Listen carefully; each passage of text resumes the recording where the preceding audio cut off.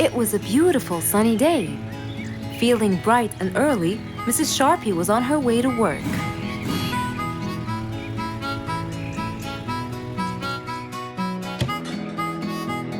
Good morning, Sharpie. Good morning, Emma. You're looking good today, Sharpie. Thank you.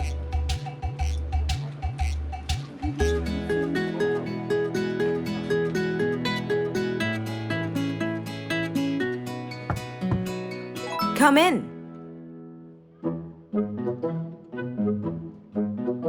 Good morning, Mrs. Susan. Oh, good morning, Sharpie. Today's gonna be a special day. I hope so, but why? Well, we have more packages that need to be delivered to their owners on time.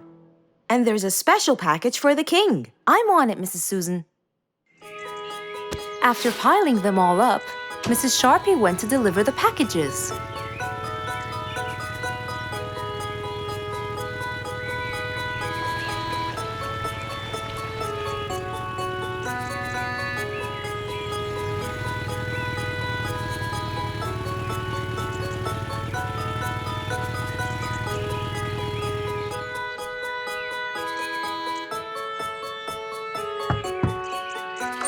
Here's your package.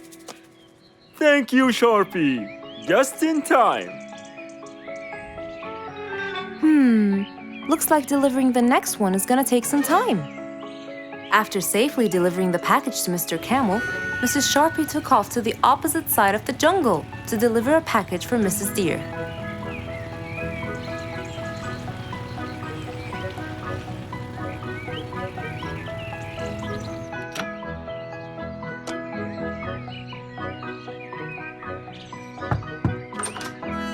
Here's your package. Thank you. But why were you late? I waited all morning. Next was Mrs. Bird's package, and that was south of the jungle. That was very tiring for Mrs. Sharpie.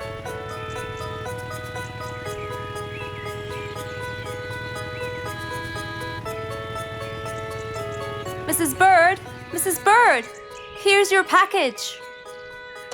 I thought you weren't coming. Thanks anyway. Next was Spike the Dragon.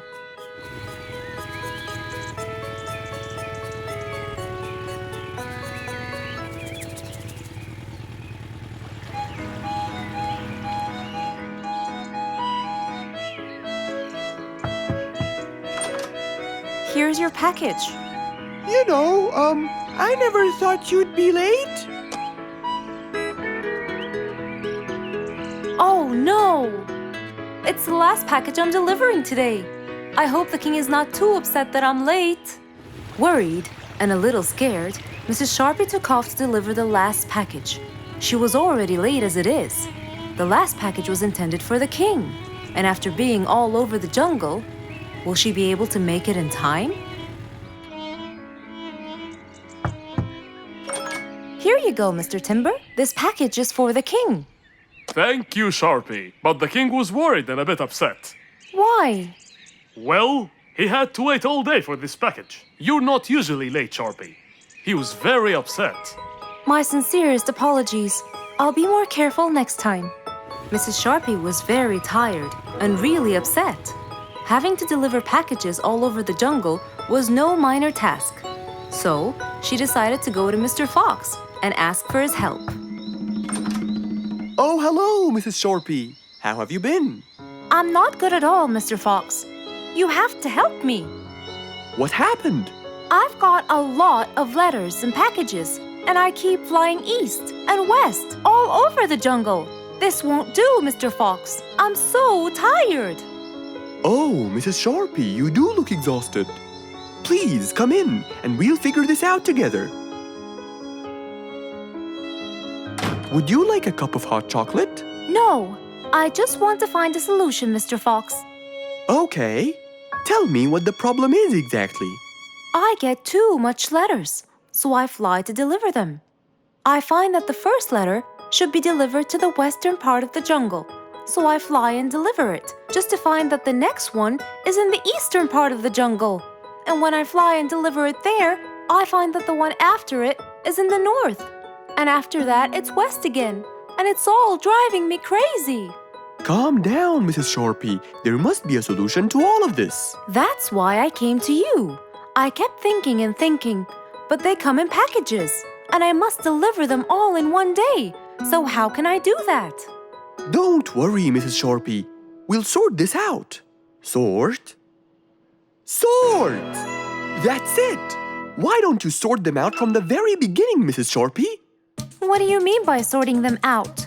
I mean, first, you should read the addresses and sort all the letters that should be delivered north together, and those that should be delivered east together, and so on. And then I'd finish all the north letters together, and the east, and then the south, and then the west, right? Precisely. That's a great idea, Mr. Fox. Thank you so much. Wait, where are you going? I have letters to sort out. Thank you, Mr. Fox. Glad I was able to help you, Mrs. Sharpie. Goodbye.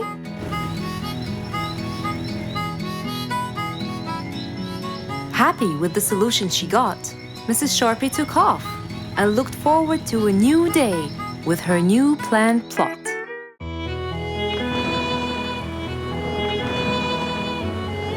One day, the mighty eagle flew to his nest. All he wanted to do was rest. He felt bitter, he felt cold. He was really getting old.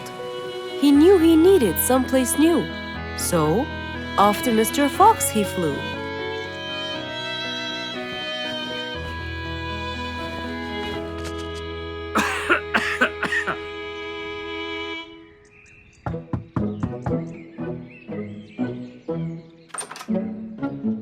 Oh, hello, Mr. Eagle. You look so tired. Please, come in. Thank you, Mr. Fox.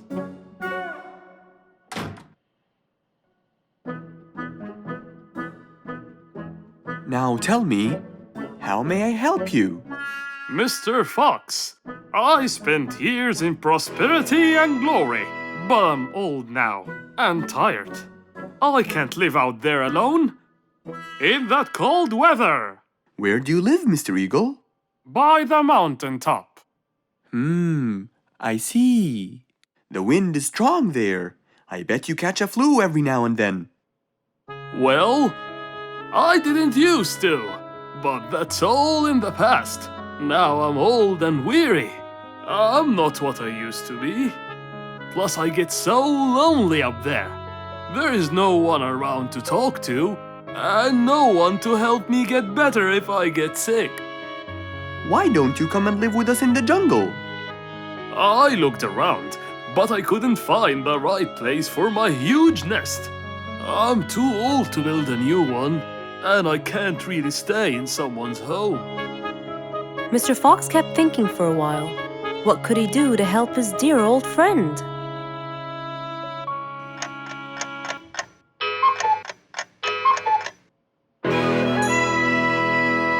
I got it! I think I can help you build a new house. Have no worries.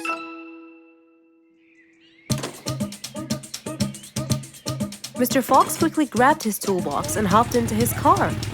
He drove through the jungle while Mr. Eagle flew above him. He stopped in front of a tree that looked both old and firm, right in the middle of the jungle. Lots of animals and birds lived around here. What a beautiful place, Mr. Fox. Wait till you see what I have in mind for you. Mr. Fox started to work. He put a ladder against the tree and counted the steps up.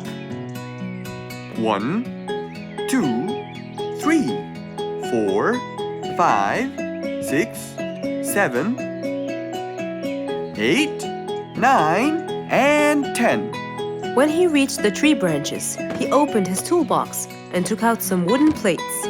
Then he started putting them together. All I need now is some nails to make sure everything would be A-OK.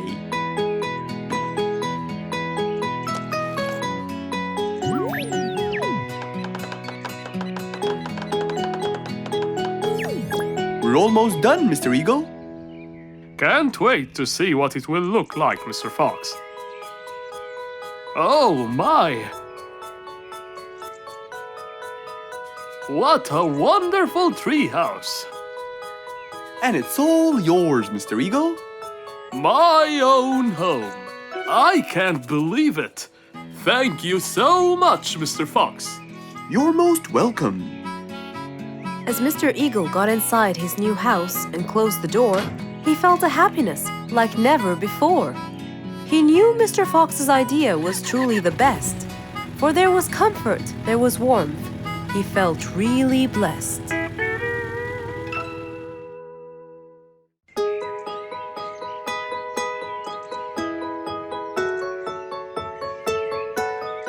Beatrice was a little energetic bee. She wakes up early, eats her breakfast, and checks on her honey. Then, she goes out to collect some nectar. That smells great. I'll take some from here. Wow, that looks fresh. Here's my favorite type. And so, she went collecting all the nectar she needed, and when she was all done, she went back home. But as Beatrice came closer and closer, she could see that someone had been to the hive. Oh no! My honey! It's all gone! Who could have done this? Beatrice looked right and left, but no one was there. Sadly weeping with grief, she went to the place where she might find relief. Oh, Beatrice. How have you been? Mr. Fox! Beatrice, what happened? Someone stole my honey and destroyed my hive! Who would do such a horrible thing? I have no idea! I was out collecting nectar, and when I came back, I found... Calm down now, calm down. I don't know what I should do! Mr. Fox felt sorry for Beatrice.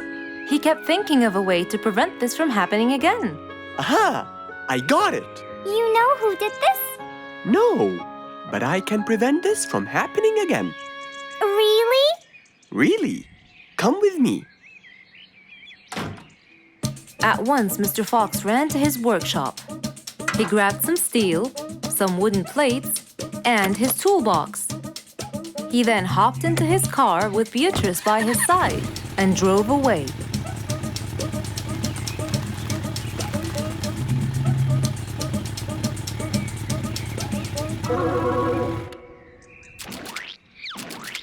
Oh, See? I told you.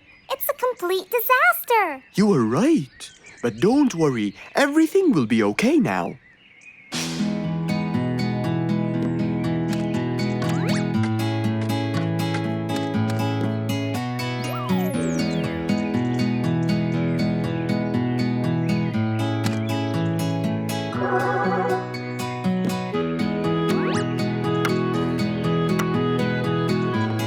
Mr. Fox started to work. He got the wooden plates and built a box out of them, which he put on the tree branch. Then, he surrounded the box with steel. He made sure the nails went in properly and made a door for little Beatrice. Now, all done.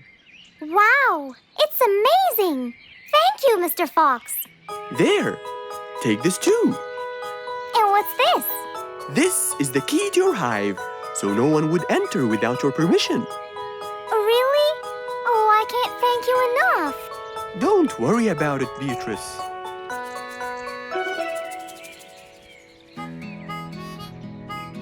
Here, Mr. Fox. This is for you. What's this? It's one of my delicious honey jars. It's the best kind I've got. Oh, you didn't have to.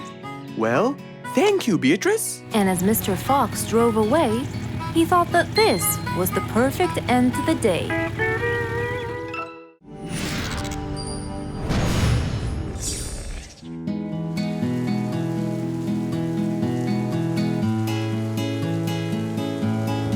One stormy winter night, when most of the animals stayed warm in their beds and turned off the lights.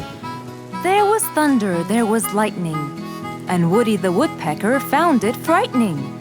He knew he was in trouble, for his house will soon become rubble. Oh no! What am I going to do? I better go to Mr. Fox before things get worse. With a nice cup of hot chocolate, Mr. Fox continued reading his book when the doorbell rang. It was winter. No one would walk in the rain unless they had a complaint. Woody, what are you doing walking around in such cold weather? Hurry, come in.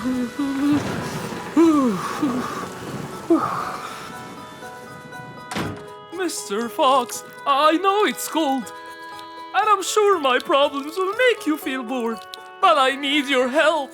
Of course. Don't worry. Have a seat, Woody, and I'll get you a hot drink. It must have been terrible to go out in that storm. Okay, thank you, Mr. Fox. So, what exactly is your problem? My roof, it gets ruined by the rain. Oh, I keep fixing it every now and then, but now, every winter is a nightmare. here you go, Woody. Thank you, Mr. Fox. So tell me, what happened to your roof? The rain makes it damp. Sometimes I fear it gets too damp. It might fall. Oh, you're right. That's a serious problem. Well, will you help me? Mr. Fox knew he couldn't stop the rain, but he couldn't let Woody's efforts be in vain. There had to be another way. I have an idea. We need to guide the water off your roof. But how can we do that? Well, we need to visit the jungle shop. But first, we'll wait for the storm to pass.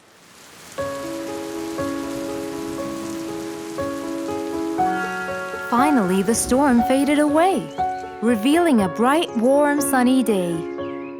I think the weather is better now. Let's go, Mr. Fox. Mr. Fox and Woody hopped into the car, and off they drove to the jungle shop. So, what will we buy from here, Mr. Fox? A sloped roof. A roof? But how will we transport it? Oh, don't worry. There's a new type of roof. They sell them like, pieces of a puzzle. Oh, that's smart! Yep. Mr. Fox and Woody chose a nice big red roof.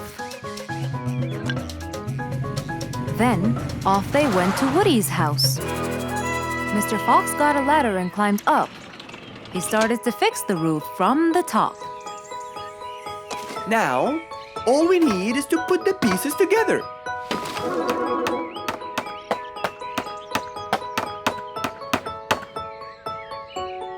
All done. I'm coming down.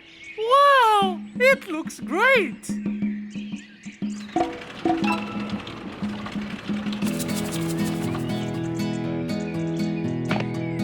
That way, all the water will slide down and the rain won't bother you again. So, does that mean no more rainwater will enter my house, Mr. Fox? Of course not. I guarantee it. Oh, I'm so happy!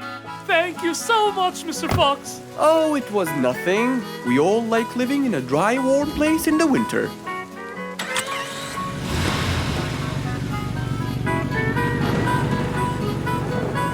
Woody thanked Mr. Fox, for now he could enjoy the warmth and comfort of his house. One nice spring night, Mr. Fox was sitting in his balcony, relaxing and drinking his favorite juice, when suddenly the phone rang.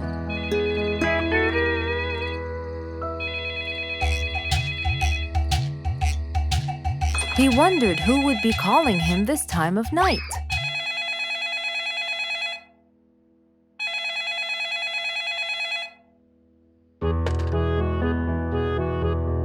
Hello? Who is it? Mr. Fox, it's Rorik. Your Majesty. How may I help you? Well, Mr. Fox, I'd like you to come to my house early in the morning to discuss something urgent. Of course. I'll be there. After he hung up the phone, Mr. Fox went to sleep. He was supposed to wake up early. He wouldn't want to miss his appointment with the king.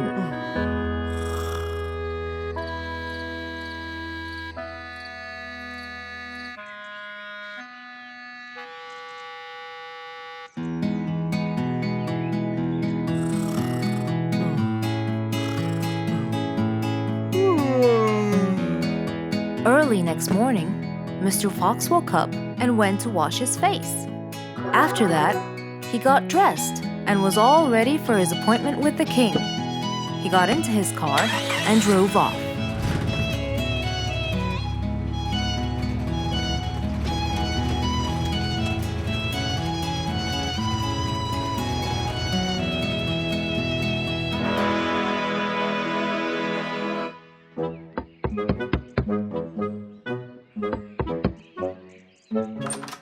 Hello, Mr. Fox. One moment, please. Your Majesty, Mr. Fox has just arrived. May he come in? Of course. Let him in. Come in, Mr. Fox. His Majesty is waiting for you. Good morning, Your Majesty. Hope I'm not late. No. You're always on time. How are you, Mr. Fox? I'm fine. And how's our little Frisky? He's fine. A little mischief every now and then. You can never get him to stay in one place. But thanks to your bracelet, we can always find him. Saved us a lot of trouble. It's my pleasure. So tell me about this urgent matter. As you know, our jungle's population has been increasing lately. Indeed, our population has increased. Yes, but it's getting harder to summon them all to the meeting every time. That's why I called you, Mr. Fox. I need you to figure out a way for me to reach all the animals at the same time. Let me see. I need to think this through. That's okay, Mr. Fox. But please, don't take too much time. Don't you worry, Your Majesty. I will find a solution by tomorrow. As Mr. Fox got into his car to get back home, he thought all the while about the king's request. How could he help the king with his problem? With everything else Mr. Fox has faced, this might be a slightly bigger challenge for him.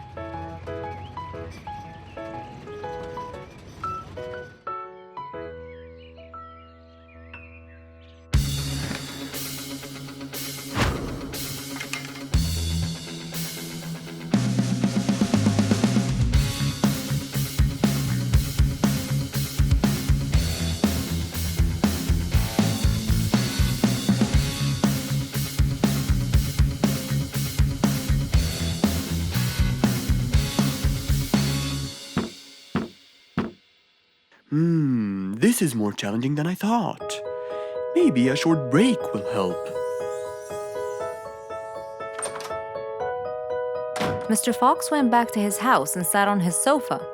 Since he can't think anymore about the king's request, he thought it would be great just to relax and watch his favorite TV show. Everything was peaceful and quiet. But then suddenly, I got it! Mr. Fox rushed back to his workshop. He quickly designed a new device. He carried the new device to his car, and off he went to King Rorik's place.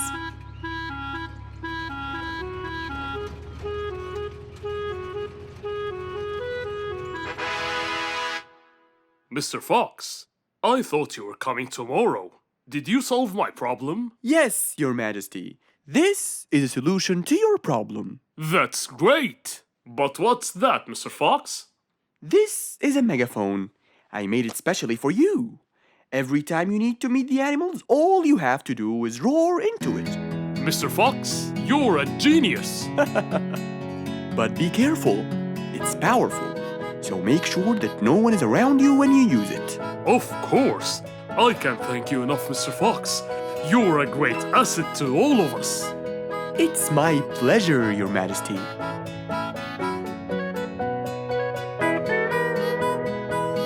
Goodbye, Mr. Fox. Mr. Fox got into his car and waved goodbye to the king. He was feeling happy and pleased. The problem was now solved, and he was able to help out a friend once more. Rose stood in front of her painting stand, holding a few colors in her hand. But things weren't going as she planned. I think I should just paint the pig blue. No, wait. Maybe this will do. Maybe I should just take some of the pink color on my feathers. Ah, this isn't working. Maybe I should call Mr. Fox. He might have some clue about what I should do.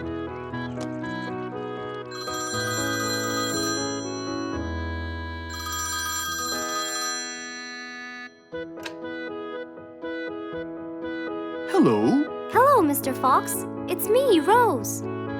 Oh, hello, Rose. How are you? I'm fine, Mr. Fox, but I do need your help with something. Do you think you could come and meet me? I'm at my usual painting place. Sure, I'll be right there. So, without a moment to lose, Mr. Fox got ready, got into his car, and drove off to where Rose was painting.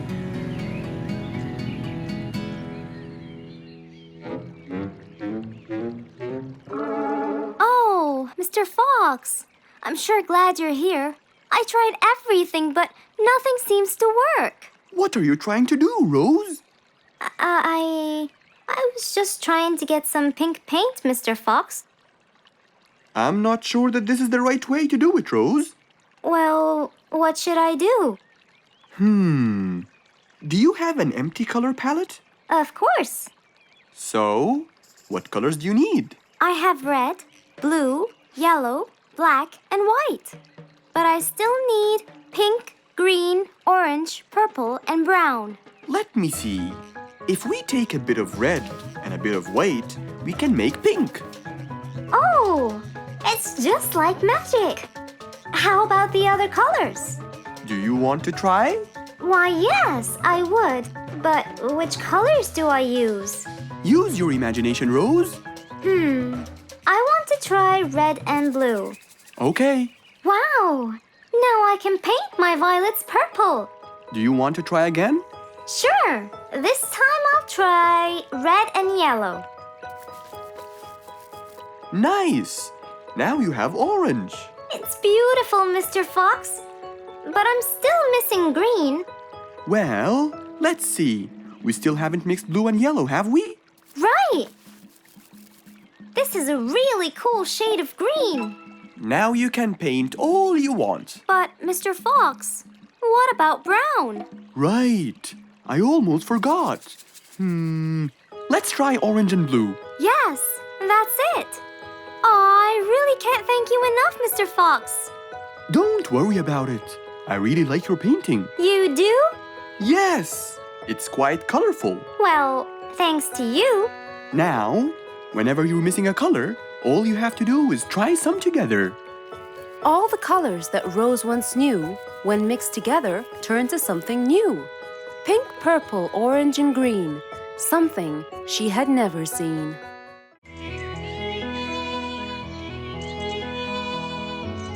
It was a very fine day, in the beautiful month of May.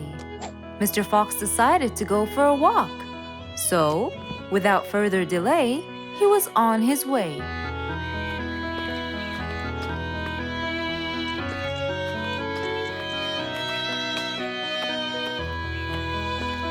While Mr. Fox was walking, enjoying the sun and the trees, he heard a quarrel at a distance and someone saying, Stop! Please!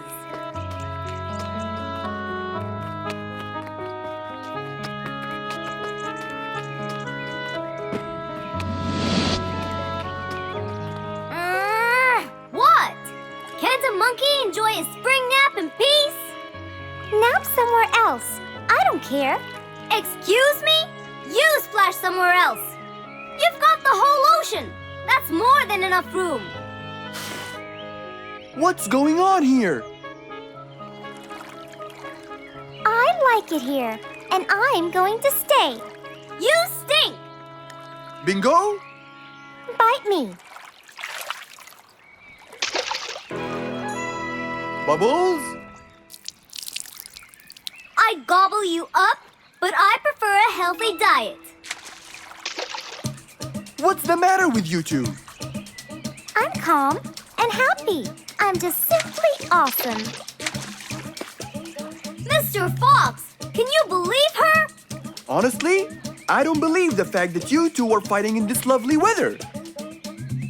You tell him, Mr. Fox.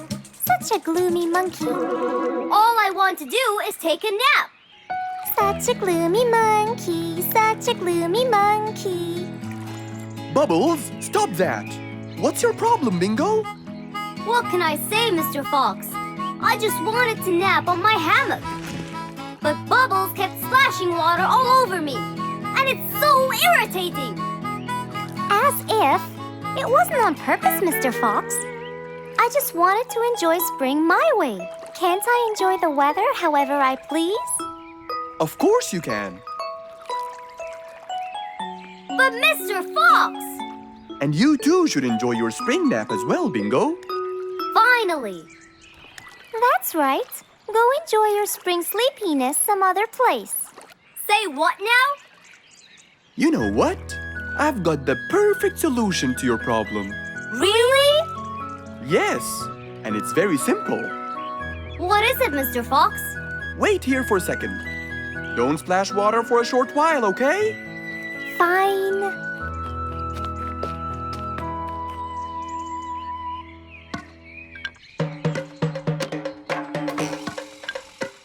The hammock was very close to the lake. That's why Bingo got water all over him every time Bubbles splashed. But Mr. Fox wasn't gonna let them fight. He had the perfect solution for both their plights. What are you doing, Mr. Fox? Wait and see for yourself.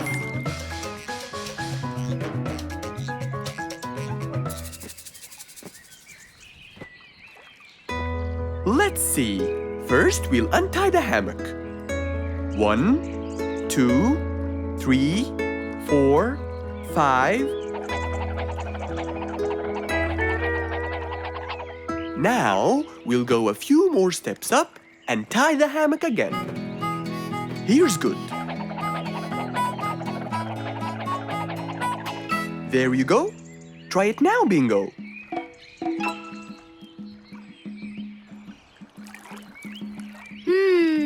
Very comfortable, Mr. Fox. I love it. And the air up here makes me sleepier.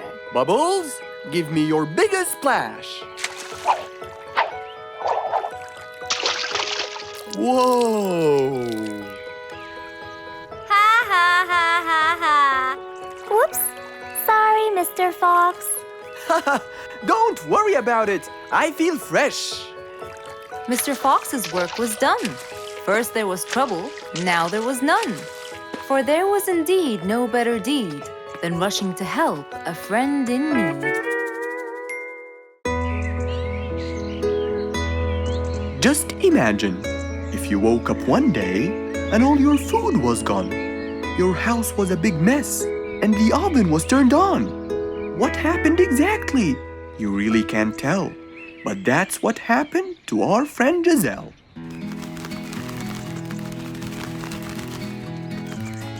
It was a lovely morning, just like all others. But when Giselle arrived, she was burdened with troubles.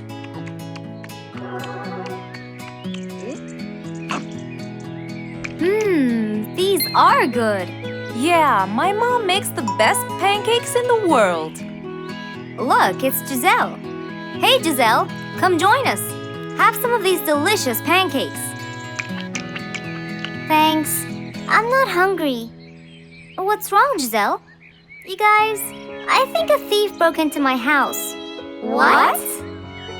Food has been going missing from my home, but I didn't think much of it. But the amount of food disappearing kept getting bigger and bigger. And yesterday, all of my food went missing. And there was a huge mess at my house. I even found the oven turned on. My house could have burned to the ground. Oh, I'm so sorry to hear that. Are you okay? This sounds really dangerous. What if this happens to my house next? Calm down. Whatever it is, I'm sure we can deal with it. Giselle, let's go to your house and check it out. And so, they left for Giselle's house. They had no idea what would be waiting for them. Oh dear, what a mess. Did you not hear them at all? I heard noises, but by the time I got up, they were gone. Did they take anything else other than food? No, nothing else is missing. So how do you explain all this mess? Maybe they were trying to find their way in the dark. I think Bingo's right. They didn't want to turn the lights on so no one would see them. Yes, but there are more important things. A thief had been here last night, and I don't think Giselle had time to worry about all the dishes. You're right. These are not mine. I didn't use these. That means that whoever was here didn't just steal the food, they ate it all here. That would explain why the oven was on. They cooked. Okay, calm down. We'll figure out a plan to catch them. But first, let's clean everything up. They started cleaning the house, trying to help their poor friend out, while being so worried about what's going to happen next. Any idea how we're going to catch them? I have an idea. We'll have a neighborhood watch. You know, we'll stay up around the house so we can catch them as soon as they come near. Sounds great. Giselle, why don't you go and get some sleep? We'll take care of it. Thanks, guys. They all sat in anticipation, ready to jump on the thief without any hesitation. But hours passed by with no one in sight. They started to become very, very tired. Does anybody else feel a little bit sleepy? Yeah, and cold, and a little hungry.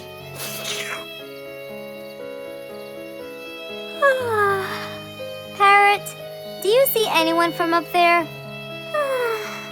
No, no one's around. Guys, you can go home. I'll stay here for the rest of the night. I'm not tired.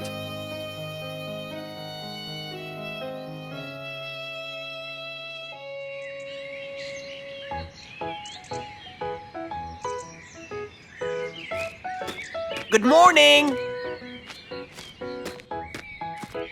What happened after we left? Did you see them? I heard a noise from the bushes near the house, but no one was there. They must have seen me, got scared, and ran away. Wow, you must have looked so tough. How did you get them so scared? I'll teach you guys. First, you have to stand chin up, hands on your waist, and look so focused. Then, you walk back and forth in front of the house, so they wouldn't have a chance. Don't get distracted by anything, and most importantly, carry a weapon. A weapon? Yes, these are mine. A salt shaker and a ladle? It's a pepper shaker. You sprinkle it in their eyes and then hit them with a ladle. Ooh, scary. Okay, I think I got it. I'm going to be on neighborhood watch duty tonight. I'll go get ready. See you all later. And so, with a big responsibility to bear, Bingo guarded the house, steady and aware.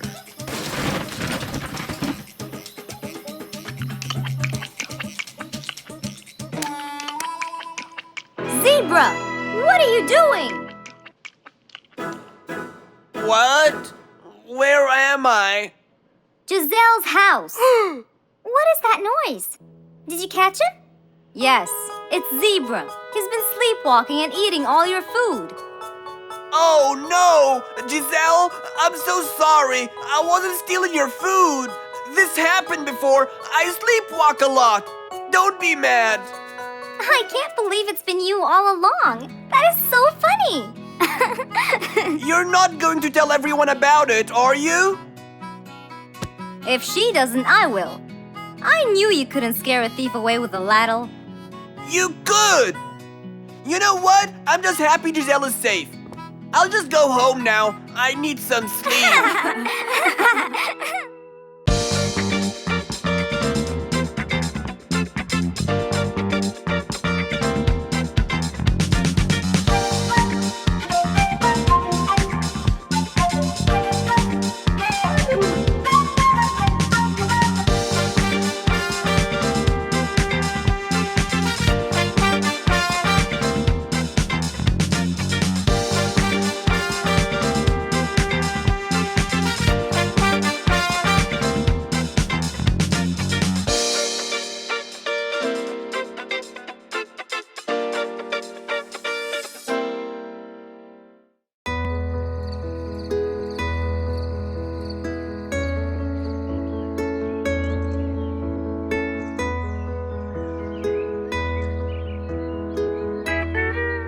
It was a bright, early morning. Mr. Fox woke up and went to wash his face.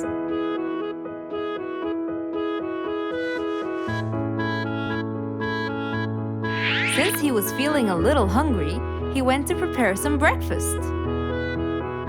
He prepared fruits, some cheese, a fried egg, and some veggies.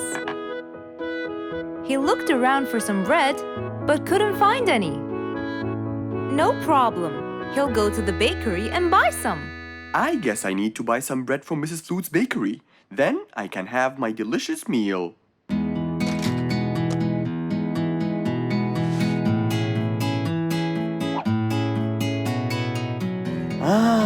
I'm very hungry. I'm sure glad the bakery is close by. I won't be needing my car.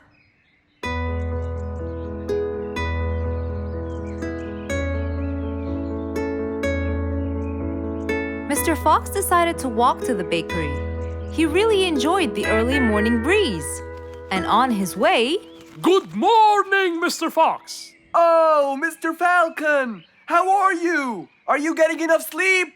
Yes, I can sleep most anywhere now, and it's all thanks to you, Mr. Fox. Glad to hear that, my friend.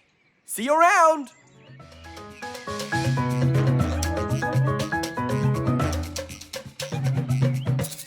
When Mr. Fox finally reached Mrs. Flute's bakery, he found a long line of customers.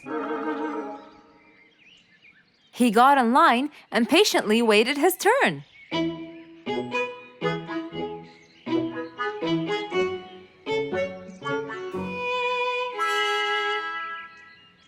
Wow! Looks like everyone wants bread. Slowly, the line was moving up, and Mr. Fox got closer and closer till he finally reached the counter, where a very tired Mrs. Flutes was waiting. He was her last customer. Hello, Mr. Fox. Here you go. Hello, Mrs. Flutes. You look really tired. Yes, Mr. Fox, it's becoming more and more exhausting. Why? The number of customers has increased lately after I upgraded both the bakery and the quality of the bread that I produce. That's great. I know it's great, Mr. Fox, but the thing is, the rate of bread production is really low. Well, compared to the number of customers, that is. But why is the rate of production low? Well, Mr. Fox, grinding the wheat takes loads of time and effort. Sometimes it takes over a day or so. That's basically why everything else gets delayed. What should we do to solve this problem? Okay, Mrs. Flutes, I will head home now and eat my breakfast and try to think of a solution. And I'd like you to pass by my house tonight. I'm sure I'd figure something out by then. Really, Mr. Fox? I can't wait to hear your solution. I'll come by your house as soon as I get off work. Okay, see you later, Miss Flutes. See you later, Mr. Fox. Mr. Fox went back home to have his breakfast. Miss Flute's bakery is truly the best. I have to solve this problem, or she won't be selling any more delicious bread. With that in mind, Mr. Fox went to his workshop to give it some thought.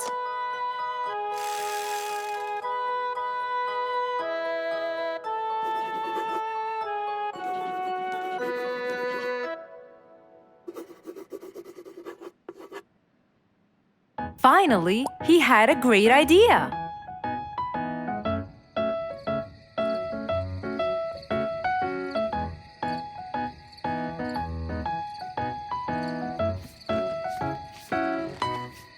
That was a long day.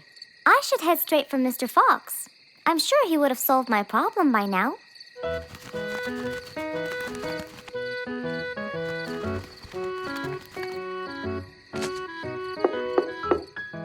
That must be Miss Flutes. Hello, Miss Flutes. Come inside. Hello. Were you able to find a solution to my problem, Mr. Fox? Well, why don't you try this new invention? A new invention for me? That's right. I made it specially for you. That's wonderful. It's a grinding machine to help you grind wheat quickly. Brilliant. But how will it help me? This machine is used to increase the rate of grinding the wheat, which is used to make the bread. So you can use it to grind a whole kilogram in no more than 5 minutes. And with that, the amount of time needed will decrease, and you won't be too exhausted. I'm really grateful to you, Mr. Fox. I have no words to express my gratitude. Friends help each other, Miss Flutes. You're really kind and generous, Mr. Fox. I want you to start using this new device tomorrow, and I will call you to check in every once in a while. Okay, Mr. Fox, I will. I'll be going now. Thank you again. Goodbye, Miss Flutes, and have a good night. And so, Mr. Fox waved goodbye to Mrs. Flutes. Then, he sat on his comfortable sofa. He looked out his window and admired the jungle he lived in for so long. He happily thought to himself, I love helping my friends.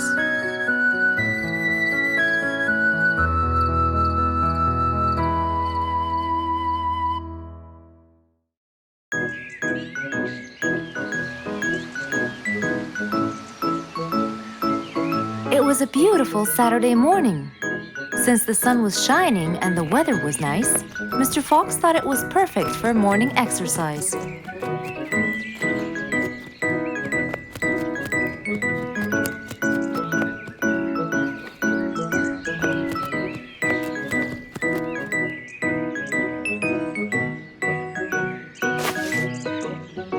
Ah, Piggy, how are you? Haven't seen you in a while. I really missed you. I'm fine, Mr. Fox. I really missed you too. I hope you're doing great. Why does he look so sad? I hope nothing bad has happened. You look a bit down, Piggy. Is everything all right? Are you okay? Oh, Mr. Fox, I really need your help with an urgent matter. Don't you worry, my friend. Big or small, every problem has a solution. I assure you, everything will be all right. Oh, I know, Mr. Fox. I can always count on you. Let's go to my house. I'll get you something to drink, and then we can sit down and you can tell me all about your problem. Let's go. With that said, both of them headed off to Mr. Fox's house. So, Piggy, tell me what's the problem? I keep trying to grow a plant in my garden, but it keeps dying. Do you give the plant enough water? Yes, every day. Well, how about the sun? Do you keep it in an open, sunny area? Yes, I do. I plant it in my garden. Looks like I'll have to come with you to find out what the problem is. Wait here for a moment, please. So, without further delay, Mr. Fox changed his clothes and got ready. Then, they both got into the car and drove off to Piggy's house.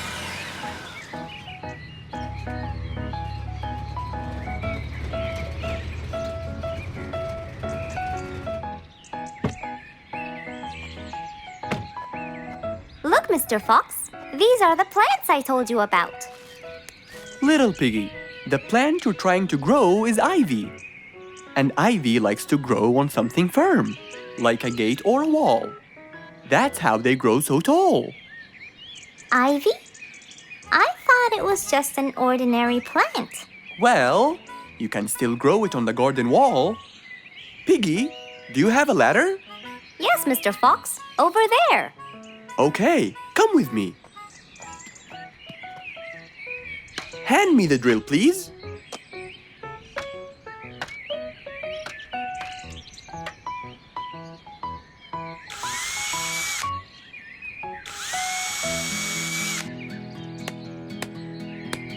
After drilling the holes and hammering the nails, Mr. Fox hung the ivy plant all across the wall.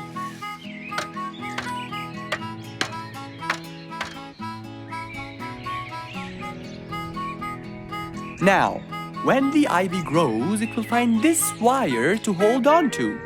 I got it. Thank you, Mr. Fox. You're welcome. Take good care of it. After saving the plant and helping his friend, Mr. Fox took off. And that, my friends, was the end.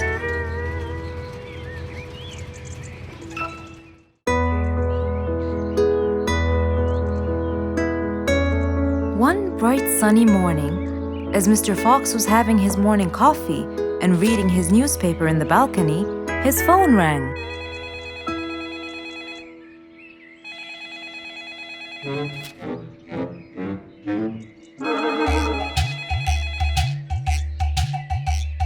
Who could it be so early in the morning? Hello? Hello, Mr. Fox. It's Rorik. Oh, hello, Rorik. How are you today? Not very good, I'm afraid. Why is that? My piano. I tried playing it today, but it sounds weird. How so? I don't know. Could you please come and check it out? Sure, I'm on my way. Thank you, Mr. Fox. I'll be waiting for you. And I'll be right there. So, quickly, Mr. Fox changed his clothes. He took his toolbox and his car keys, got into his car, and drove off to Rorik's place.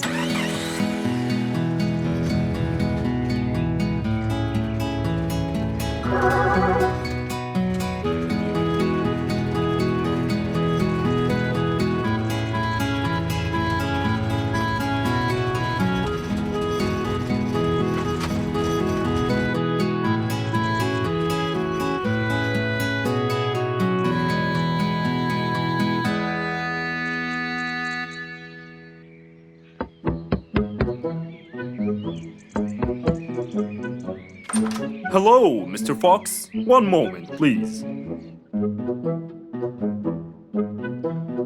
Your Majesty, Mr. Fox has just arrived. Of course. Let him in. Come in, Mr. Fox. His Majesty is waiting for you. Good morning, Rorik. I came right away. Oh, you're here, Mr. Fox. Please help me with my piano. It's the only thing that comforts me. Don't worry, Rorik. I'll see what I can do. Mr. Fox started to check the piano.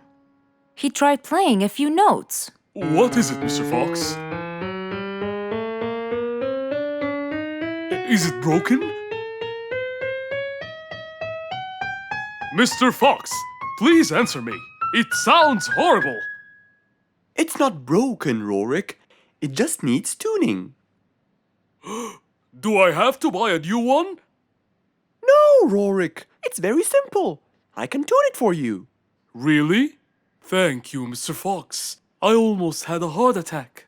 However, Oh no, not that word. I'm sorry, but it might take a while. Oh, it's okay. I can wait. Okay, then, I'll get started. Please, Mr. Fox, do your best. It's my everything. Don't worry, it'll be good as new. Mr. Fox opened his toolbox, grabbed a few things, then started to work.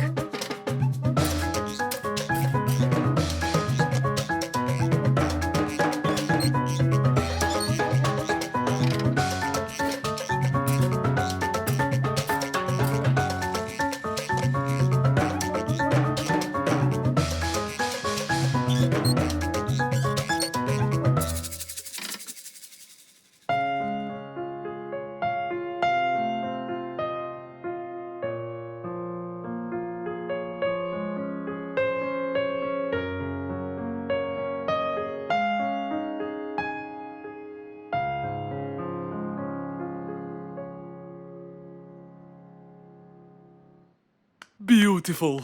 It sounds beautiful. Told you everything will be alright. I can't believe it. Thank you so much, Mr. Fox. Anytime, Rorik. And with that, Mr. Fox's work was all done. He waved goodbye and drove along happily. He had helped out a friend once more. For helping each other is everything you could ever wish for.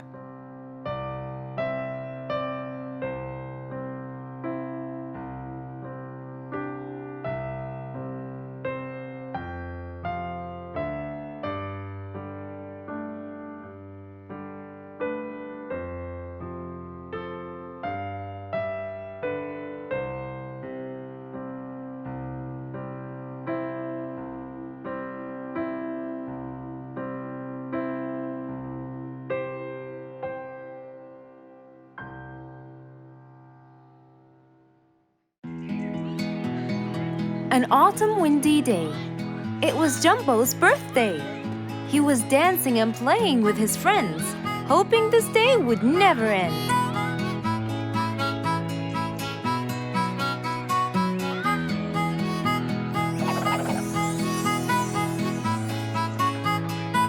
Everyone ran to hide all the same, but Jumbo slipped and fell. And that was the end of the game. All the animals heard the fall, but Mommy Jumbo ran before them all. Jumbo!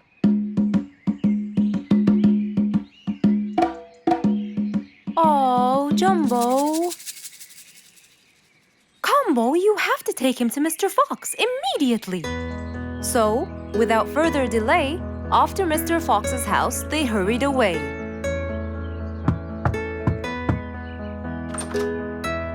Hey, Mrs. Combo, what's wrong? Help me, Mr. Fox. Jumbo is ill. Oh, please, come in.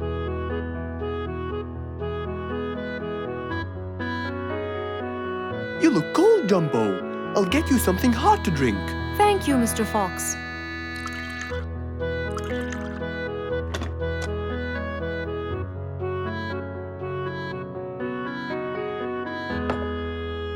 We were celebrating Jumbo's birthday.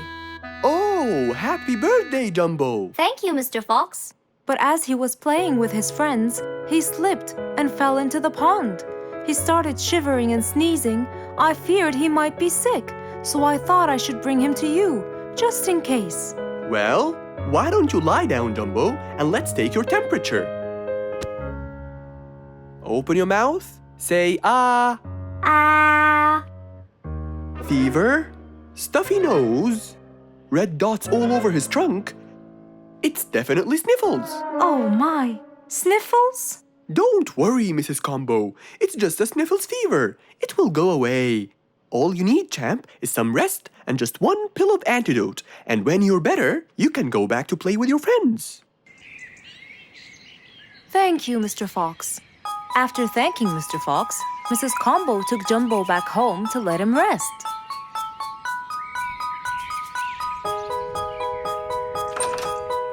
All right, Jumbo. Now all you need to do is follow Mr. Fox's advice and keep Mr. Thermometer under Under my tongue? To find out if I'm all better so I can go outside and play with my friends? But first, you gotta Keep my thermometer in my mouth? right, son. You can count on me. Now, you'll stay put and oh, sorry. Call me when it beeps.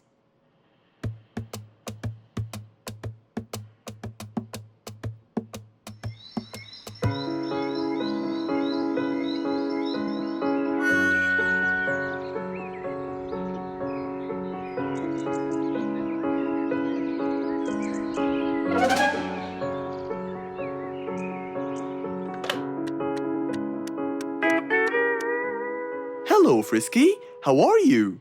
Hi, Mr. Fox. Roo and I were playing and I'm about to win! Listen, Frisky.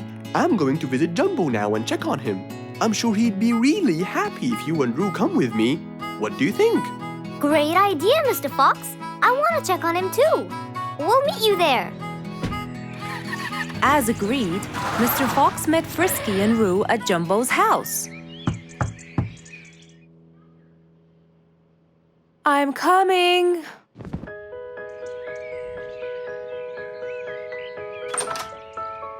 Hello, Mrs. Combo. We came to check on Jumbo. I hope he's feeling better now. Why, yes, Mr. Fox. Come in, everyone. Hey, Jumbo! I came to check on you. And I brought your friends along too. Are you feeling better now? Hi, Mr. Fox. Hi, guys. Hey, Jumbo.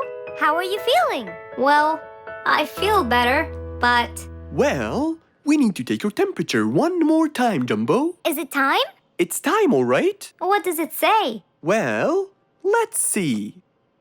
Your temperature is, oh. Your temperature is just fine and dandy, Jumbo. You're not sick anymore. You are A-OK. Yes! Now we can go outside and play. But first, I need to tell Mom. Mom? Mom? Where could she be? She's not in the kitchen. Mom! She's not in the living room.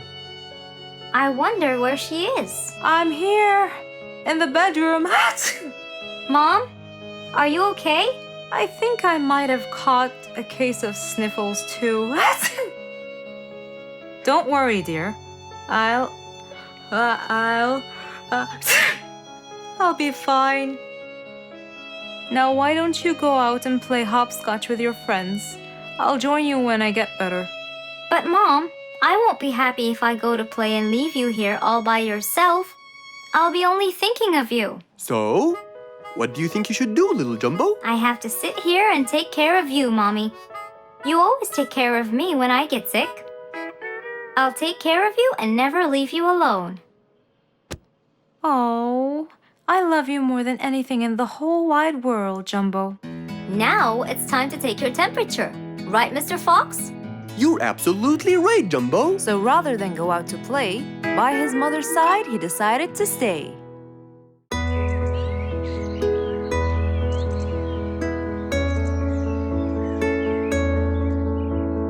One cold morning, while everyone was shivering in their houses, Mr. Fox woke up and went to watch his favorite team play.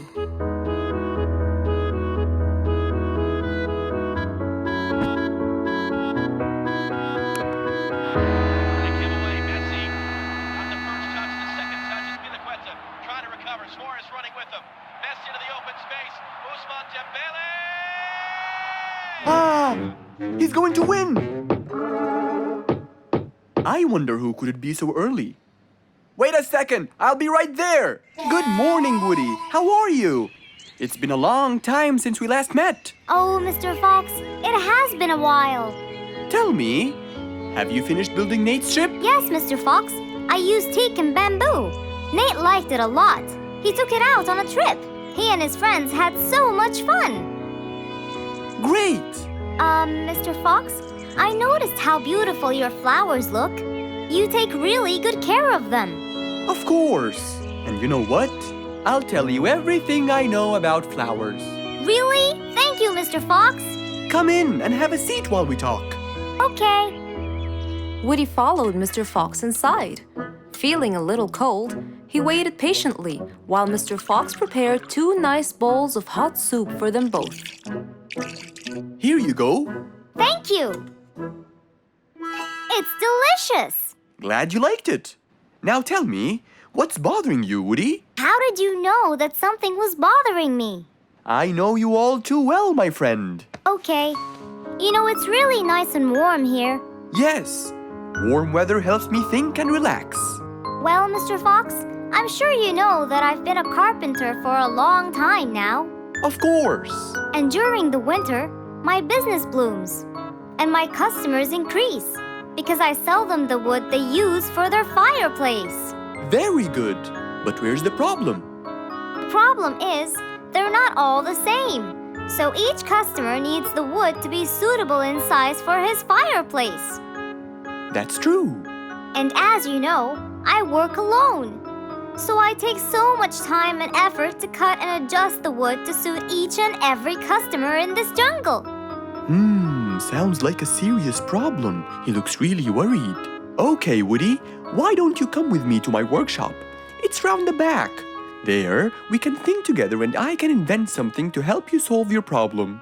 I really hope so, Mr. Fox. Don't worry, we will. I know. And you taught me that there's a solution to every problem. And Mr. Fox solves every problem. Ha ha ha! That's right, Woody.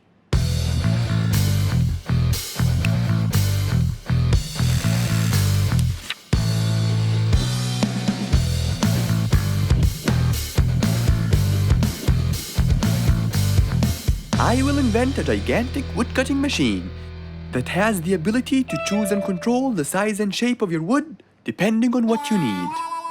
What? Really? Aw, you're the best, Mr. Fox? I'm just going to need some time to build the machine. You got it, Mr. Fox. I'll go get a few things done, and I'll come back. Okay, I'll see you then, Woody.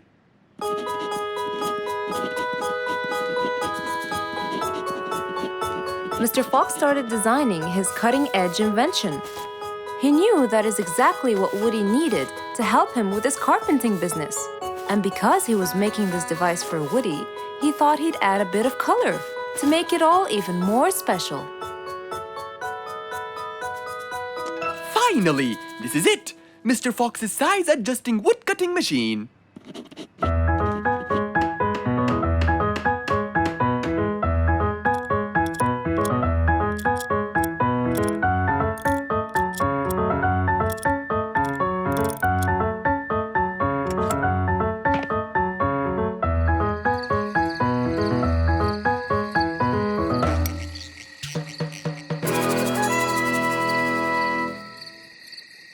After finishing the device, Mr. Fox sat to listen to his favorite music, waiting for Woody, who came knocking on the door.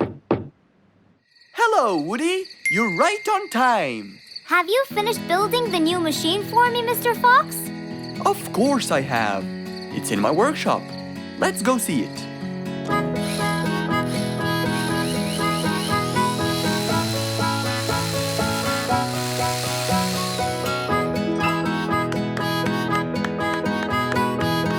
Fantastic! I don't know how to thank you, Mr. Fox. I'm really grateful for what you've done. Don't thank me. I only did what I had to do. I'd better be off now to cut more and more wood. Have a wonderful evening, Mr. Fox, and thank you again. Good night, Woody. See you soon.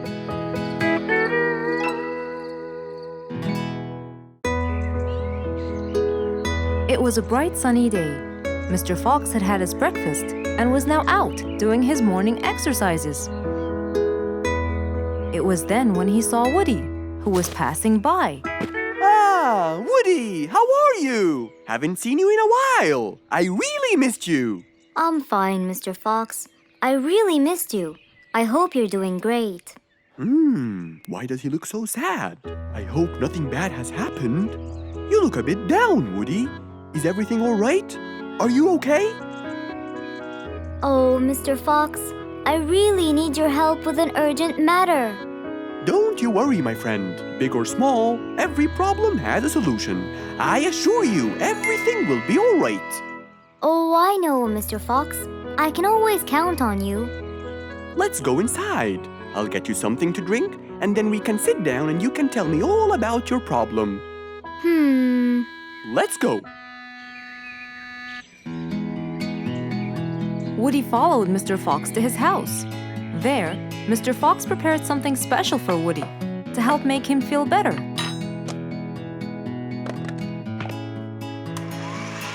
I made you some fresh orange juice. This will help you relax and cheer you up. Oh, you're very generous. I love orange juice. Thank you.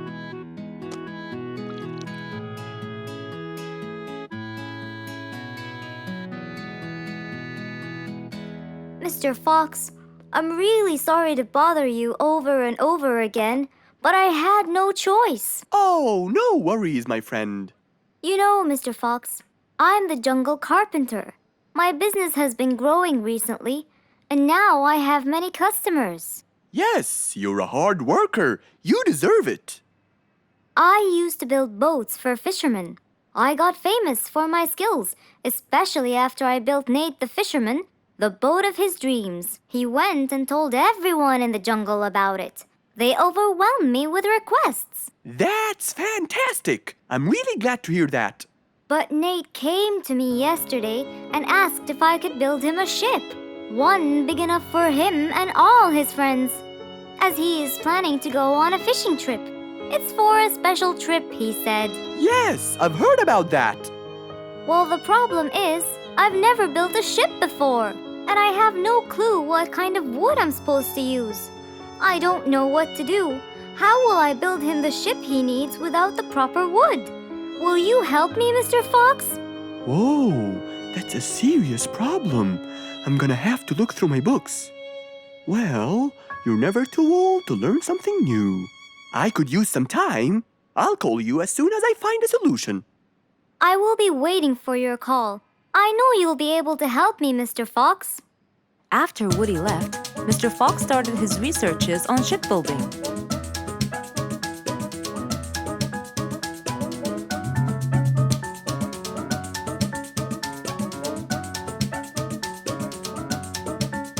After hours and hours of hard work, he finally got it. Yes! I've got it! But what did he get? We'll find out in the next episode.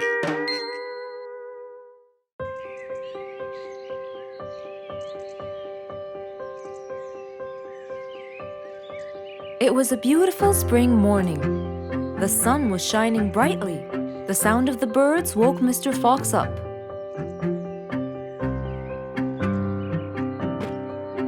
He changed his shirt, put on his tie, and his vest. Then, he drank his tea. It was delicious. After reading a shop manager ad, he got into his car and drove off.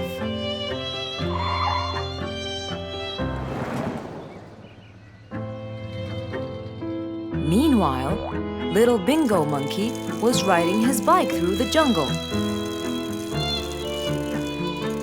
He was having loads of fun. But suddenly, the bike slipped, and little Bingo fell off. Are you okay, Bingo? Hang on, I'm coming! Yes, Mr. Fox, but my bike isn't. Oh, it looks like there's a problem with the tire. Don't worry, Bingo. I'm going to help you. Bingo, can you help me count how many nails I need? Of course. Here's 1, 2, 3, 4, 5, 6, 7, 8, 9. I think they're 9, Mr. Fox. Okay, Bingo. Let me count how many I have in my toolbox. 1, 2, 3, 4, 5, 6, 7, 8, 9. I'll get one more just in case he miscounted. So 9 plus 1. We need 10 nails. That's easy.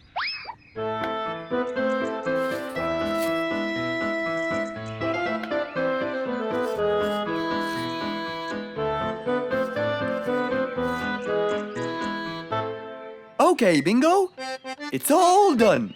Thank you so much, Mr. Fox. You've helped me a lot. Come on, give it a go. So once again, little Bingo rode along happily.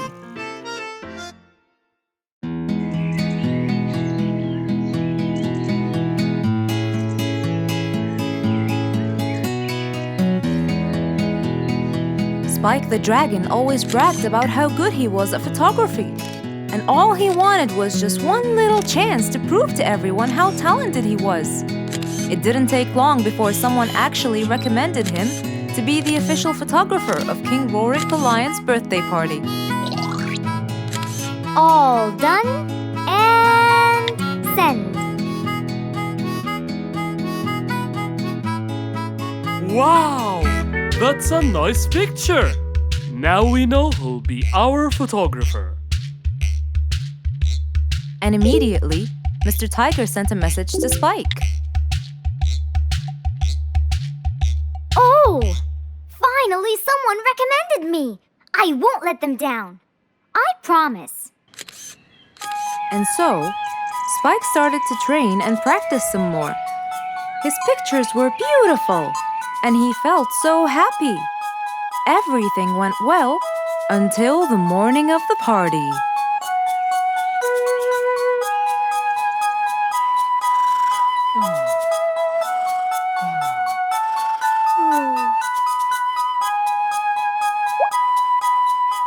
Oh, today's the day.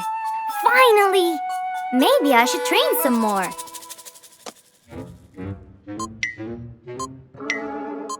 Huh? Oh no! What have I done? While Spike was testing his camera, he pressed on something that changed his camera settings. Now all his pictures turned to white. Spike tried to change it back. He cleaned his lens and checked his filters, but all was in vain. What will I do? Oh, what will I do? I must go to Mr. Fox at once. Feeling so worried and sad, and with no clue what to do, Spike held his camera and flew off to Mr. Fox.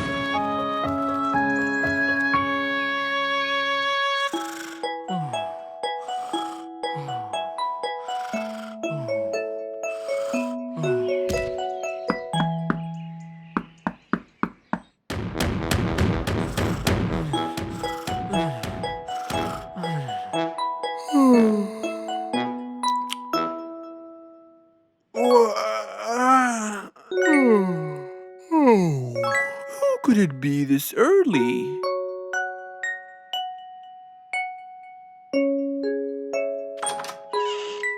Oh, Spike, it's you. Help me, Mr. Fox. My camera. Help! All white, broken. Help! Calm down, calm down. Please, come in. Spike followed Mr. Fox inside. He sat down and started to speak slowly. You know today's the king's birthday party. Yes, and you've been hired as the official photographer. Congratulations, Spike. Oh, Mr. Fox, it would soon be condolences. What? Why? My camera. It's broken. Broken? Yes, I woke up early today and tried to check it. But I found that every picture I take becomes white. Have you checked the lens?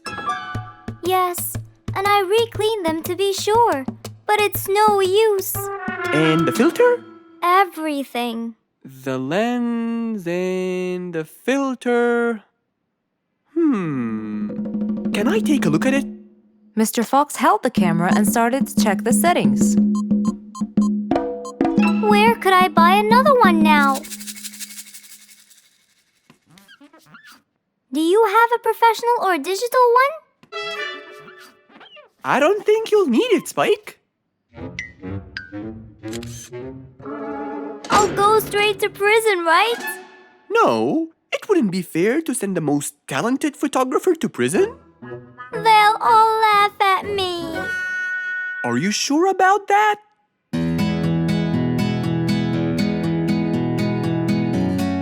Mr. Fox took a picture with the camera and showed it to Spike, who couldn't believe his eyes. Wow, it's back. What was wrong with it? Looks like you accidentally increased the gamma. Oh, I forgot to check that. Thank you, Mr. Fox.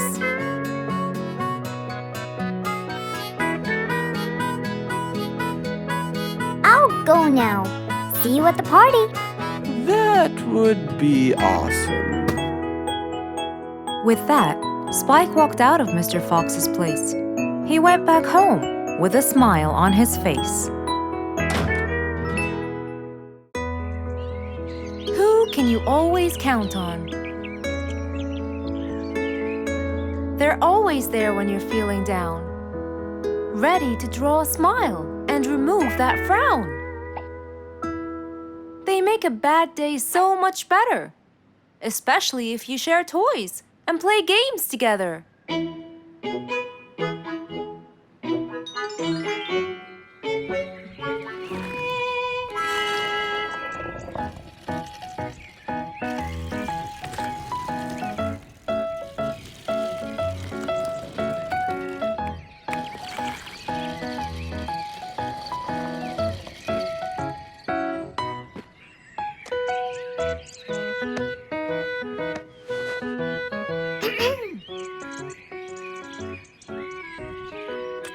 Officer Sherlock Fluffs? I'm with you, Officer Poppy Holmes. I think we're moving in the wrong direction.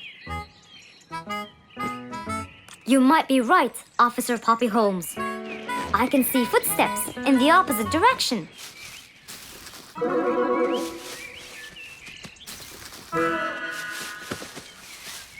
Officer Sherlock Fluffs. I think someone is after me. Run, officer, run!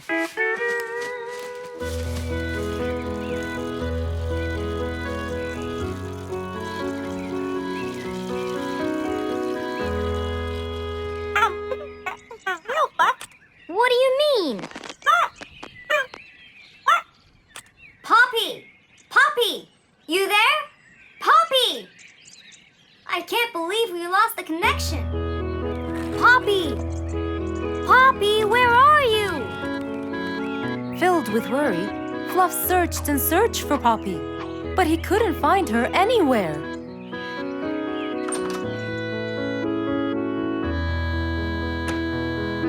Hey there, Fluffy. What? How come you're here? I thought you'd eventually come home. What happened to your walkie-talkie? It's not working. But we just got it. I know. I was looking everywhere for you. Aw, Fluffsy, were you worried about me? Stop it. We need to fix this thing. Do you have any idea how?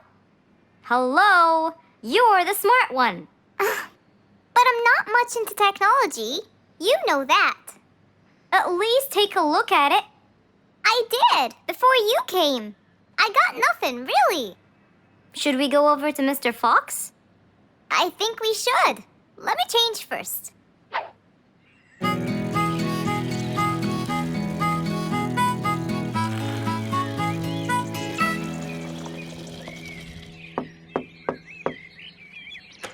Hello. Hey, Mr. Fox, Poppy broke her walkie-talkie. I so did not. Don't fight, you two. Show me your walkie-talkie. Maybe I'll be able to fix it. Here, but I promise I didn't break it. I'll go to the workshop and see what's wrong with it. Thank you, Mr. Fox. Sure. You really think I broke it?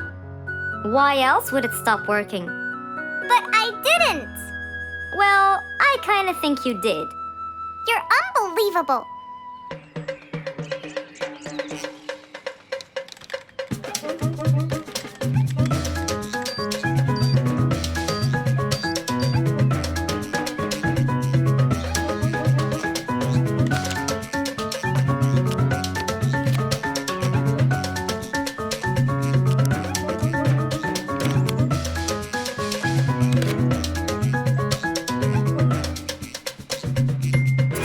It's working just fine. I told you. Well, it wasn't before. I tried it. I know it wasn't, but now it is. See, Poppy, you did break it. And Mr. Fox fixed it. It wasn't broken, Fluffs. It just ran out of batteries. I'm sorry, Pops. Never mind. I was worried about you, though. I know. I have a wonderful brother. Brothers and sisters may fight every now and then, but at the end of the day, they're still best friends. It was a bright, early spring morning. Still feeling a little sleepy, Mr. Fox opened his eyes and got out of bed.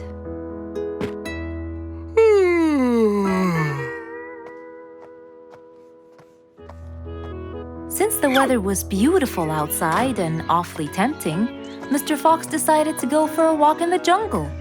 The sun was shining, the birds were twittering. It was a very peaceful morning. Well, sort of. Worried that something terrible could have happened to one of the animals in the jungle, Mr. Fox sprinted towards the sound. Are you kidding me? You're the size of an air balloon. Are you making fun of my size, you piece of you? What? Take that back now, you... No! I'll never take it back! This was all your fault! No, it wasn't. It was yours. No! It's always your fault! Now, calm down. Oh, Mr. Fox, I'm so glad you passed by. You're the only one that could solve my problem. Solve your problem? No, Mr. Fox will solve our problem. No way! What you did was a total crime. so not true.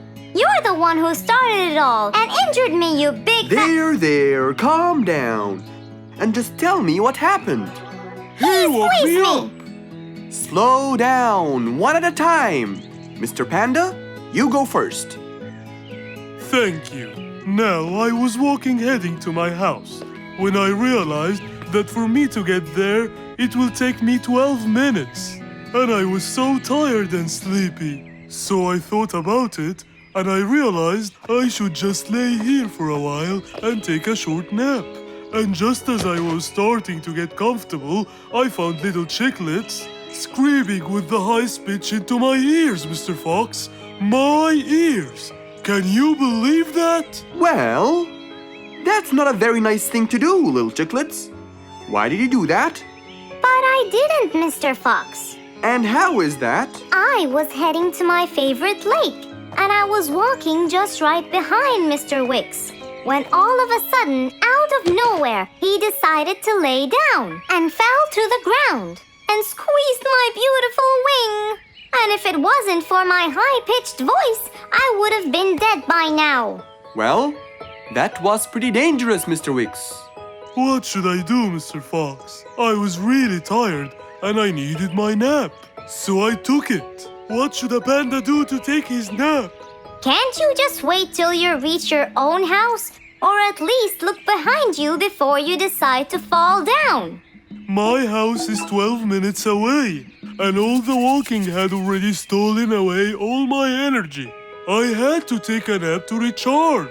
I can't keep on walking forever. Then look behind you or sleep next to a tree or something. Why don't you watch where you're stepping?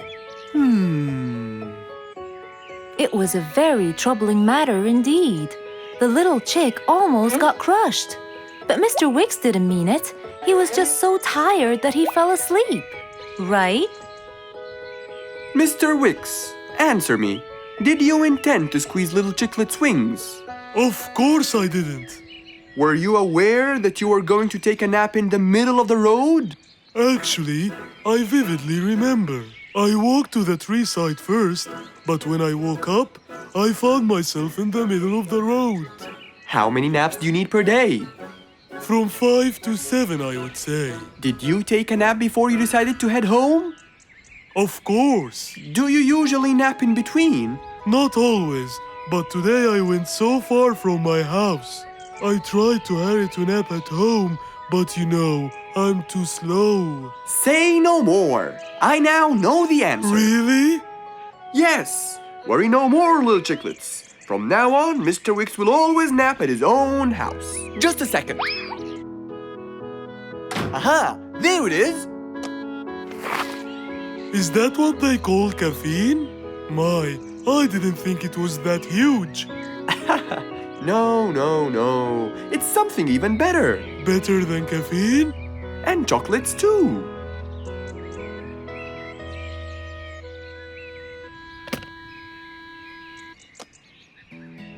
Wow! Rollerblades! So you'll be able to move fast and reach your house as fast as you can. Oh, can I try it now? Sure you can. Wow! Whee! Yahoo! Thank you, Mr. Fox. Anytime you need me, I'll be there.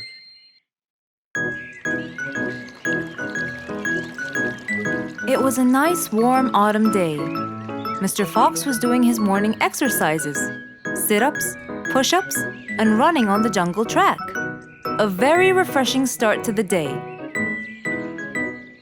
But then, unexpectedly, fog started to form, stopping any plans to enjoy the beautiful weather. Why is there fog covering the whole jungle? This is really strange. It's been happening a lot lately. I really hope everyone's all right. I should head home now. Oh, I think I should probably stay home today. I don't have my morning newspaper yet. And how would I? It's impossible to see. Aha! Wait a minute. I'll try calling Mr. Falcon. He'll definitely tell me what's going on. Mr. Fox held the phone and dialed Mr. Falcon's number.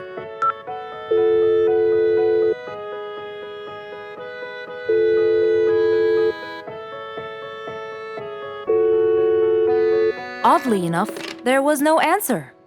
I guess he's not home. Maybe I can reach him on his walkie-talkie. As Mr. Fox went to look for his walkie-talkie, he heard a loud knock on the door. Huh? I thought everyone stayed home in this weather. Who could it be? Puzzled, Mr. Fox went to open the door. He was taken by surprise. It was Jack the horse. He stood there holding a briefcase and looking smart. Jack was a very busy business horse. He was always rushing to keep a tight schedule. But today, something seemed off. He looked like something was bothering him.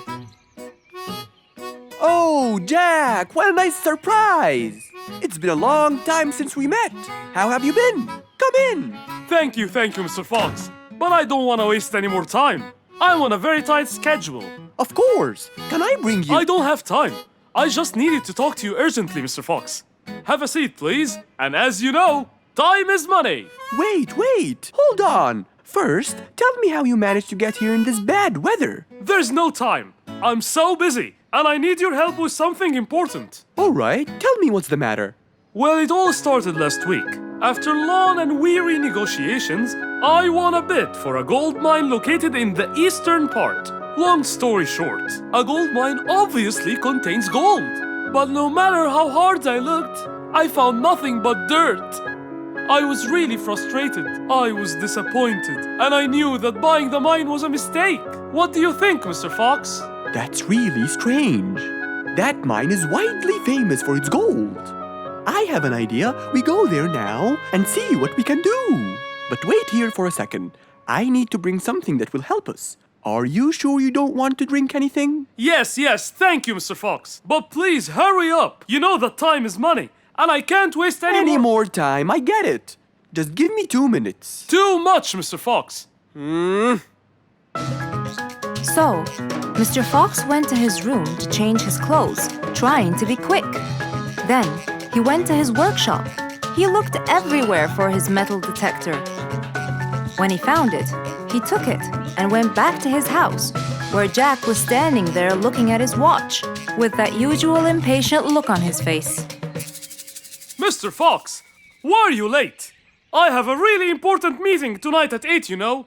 We're making a deal, and I don't want to waste any more time. You know that time is money. Time is money. I know that, Jack. But now we're wasting more time, aren't we? Right. Let's take my car, Mr. Fox. Okay.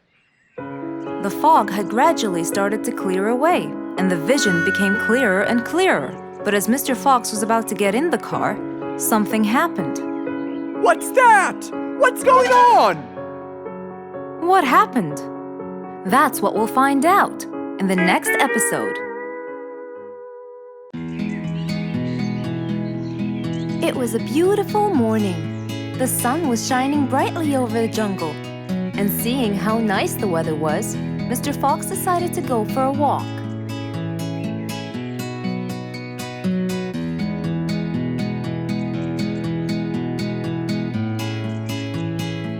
The birds were twittering, the bees were humming, and the flowers smelled pretty.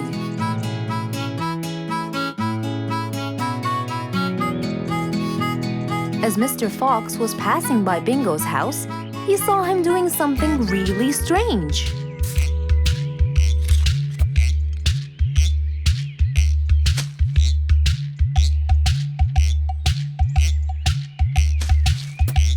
Bingo!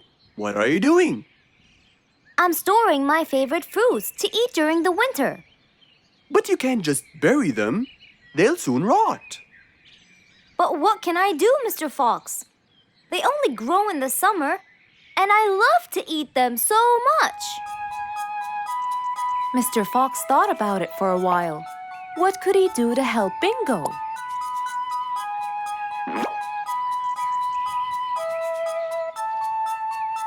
Don't worry, Bingo. I think I have an idea. Really? What is it? You'll have to wait and see. I'll just run to my workshop and I'll be back before you know it. Okay.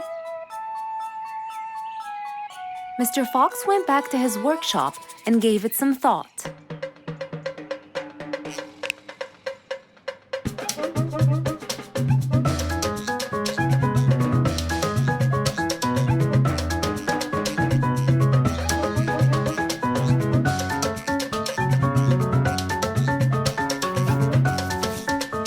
After calculating all the details, he started to gather the things that he needed.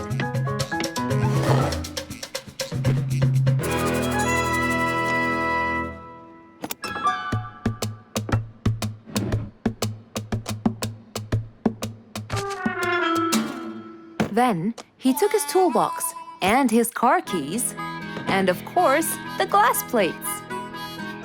He put them all in his car and was on his way.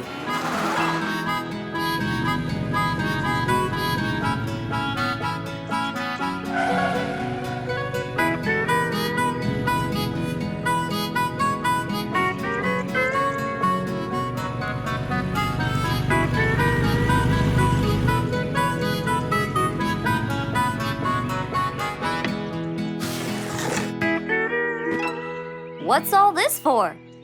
It's a surprise. I can't wait!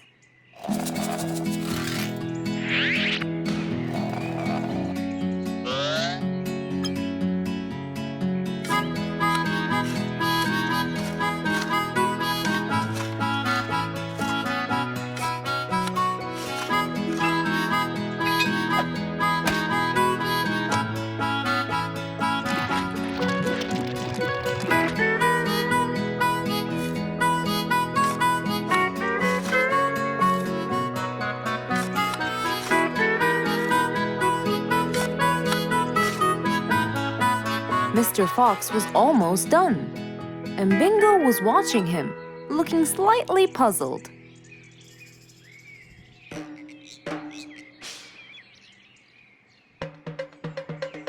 Here you go. You'll never miss pineapples again. So I can store them in here? No. You'll grow them in there. This is called a greenhouse. But it's not green, it's transparent. No. It's called green because we can grow green plants and fruits inside it whenever we want. Oh, so now I can have pineapples whenever I want? Yup. Anytime you want. Awesome! Thank you, Mr. Fox. Glad I could help. Here, this is for you, Mr. Fox. It's the best one I've got. Oh, that's very nice of you, Bingo. I love pineapples. Now you and I can eat them anytime we want. After helping out his friend, Mr. Fox went back to enjoy the rest of his day.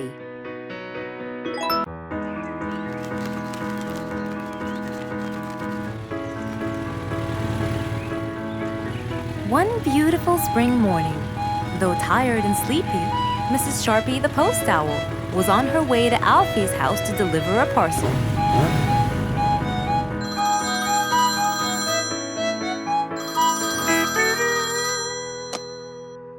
This is Alfie. Who is it? It's Chip, Alfie. How are you? I'm fine, thank you. Great! I sent you the new sheet music, which you have to rehearse. Of course. I will as soon as it arrives. As soon as Alfie hung up the phone, he heard a knock on the door. Good morning, Mr. Alfie. I have a parcel for you from Mr. Chip. Oh, thanks, Sharpie. I better start. Alfie took the parcel and got out the sheets. And then he went off to practice. Alfie the sea elephant was relaxing on the seashore, for it was his favorite place to be. He loved playing his violin, but suddenly the strings became so thin.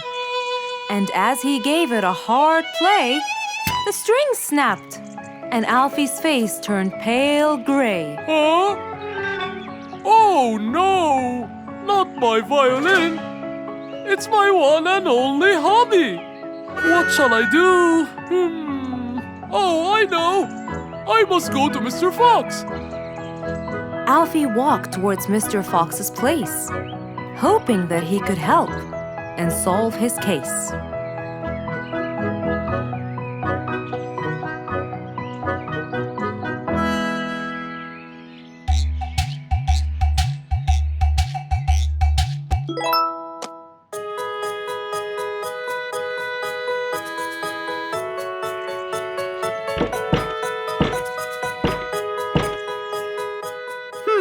I wonder who?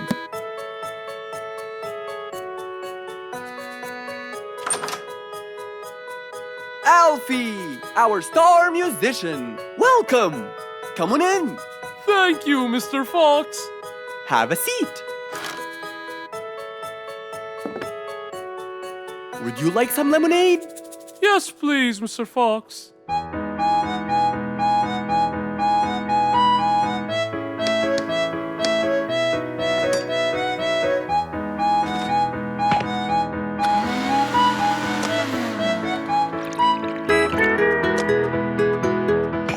Mr. Fox came back with a glass of lemonade. He gave it to Alfie, then he noticed his violin. Oh, what happened to your violin?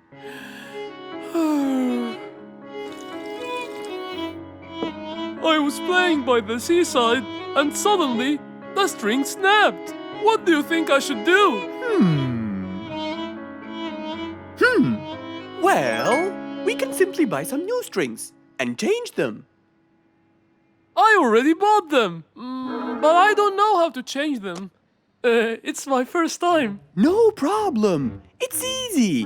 Now let me teach you how to replace them. First, we remove the old string by twisting this till it's loose. Then, we pull the broken string out of its hole. After that, we twist the tuning peg on the other end and pull the other end of the string from its hole as well. See? Now the whole string is out. We insert the thin end of the new string into the hole of the tuning peg. Then, bend the string around the hole like that and fix its other end into the other hole.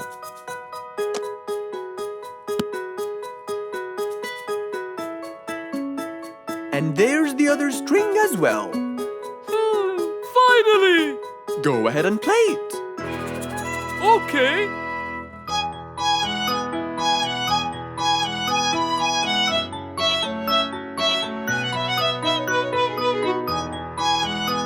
With his violin finally fixed, Alfie walked out the door. He went back to play on his favorite seashore.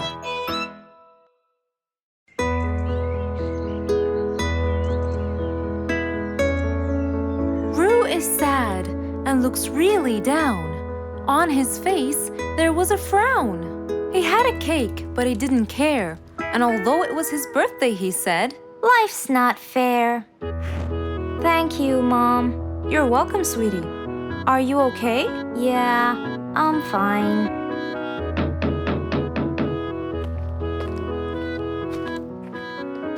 Oh, look who's here.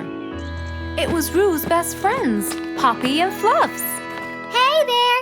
Happy birthday! Wow, neat birthday cake. Yeah, just a normal birthday cake, traditional birthday hat, and the same old wishes over and over again. Roo, are you okay?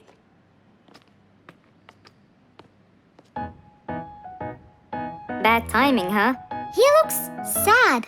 I know, but The cake is still here. Oh, stop it. We have to help him feel better. It's his special day.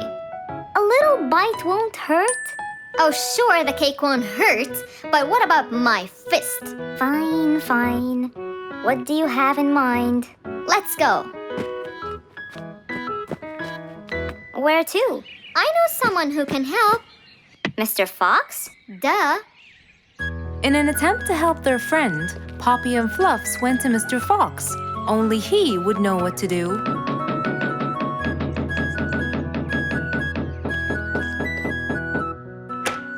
Hey, Carrots. Do you have any lemonade, Mr. Fox? apologizing for his behavior long ago. You know, Fluffs, he's just Fluffs. It's okay. Come in. Are you sure it's all right? Positive. It's always the right time. It's Rue's birthday, and he's pouting. He's bored with the same birthday routine every year. So we want to make him something different this year. Can you help us? Yeah. Unbelievable. You'd think I'm quite believable if you tasted this lemonade. It's awesome. Any ideas, Mr. Fox? What do you guys say I help you throw him an extraordinary party with a magic show? A magic show? But who's gonna perform the magic tricks? You guys will. I'll teach you. This is the best idea ever. I agree. We'll also bake him a cake.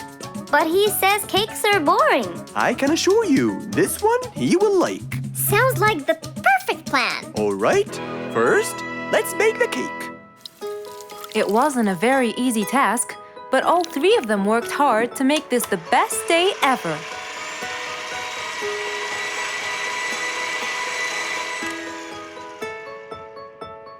This is the coolest birthday cake ever. Now for the magic tricks. We need a bottle of water left in the freezer for around 2 hours and a plate full of ice. We'll also need some food coloring and soda. I'll get the color blue. I'll get the green and the yellow. And I think I'll get the red. We are all set now, I think. Not yet. What else do we need? Invisible ink. Huh? Fluffs and I will pour it over everything, including ourselves. And you, Pops, will give Roo this magic glitter. When he sprinkles it, everything will become visible. Cool. Let's go.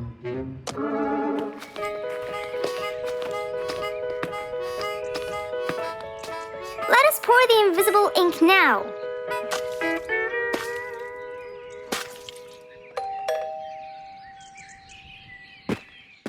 Hey, Roo. Hey, What are you doing? just sitting here, bored.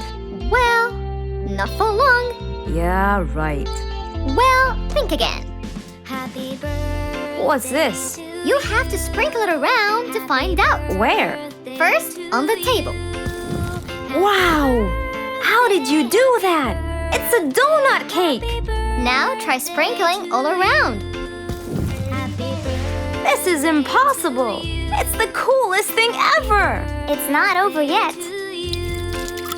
Happy birthday, happy birthday, happy birthday to you. I can't believe you guys did all this for me! All thanks to Mr. Fox. He was a great help. I can't believe you guys! Thanks! That's what friends are for. Mom, come and see! What wonderful friends you have, Roo! Yeah, I think so too. Because of his friends, Roo's birthday was extra nice. One celebration was not enough, so they celebrated twice.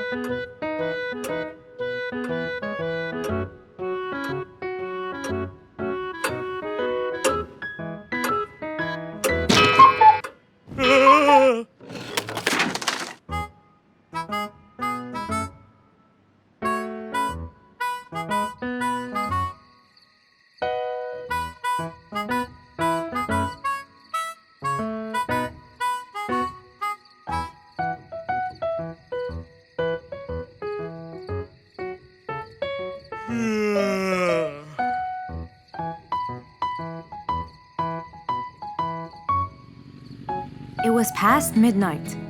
Mr. Sleeperson Koala was on his way home from work. The streets were empty and quiet. He was falling asleep. He tried really hard to keep his eyes open, when suddenly the car stopped for no reason. And Mr. Sleeperson didn't wake up, as if it was the hibernation season.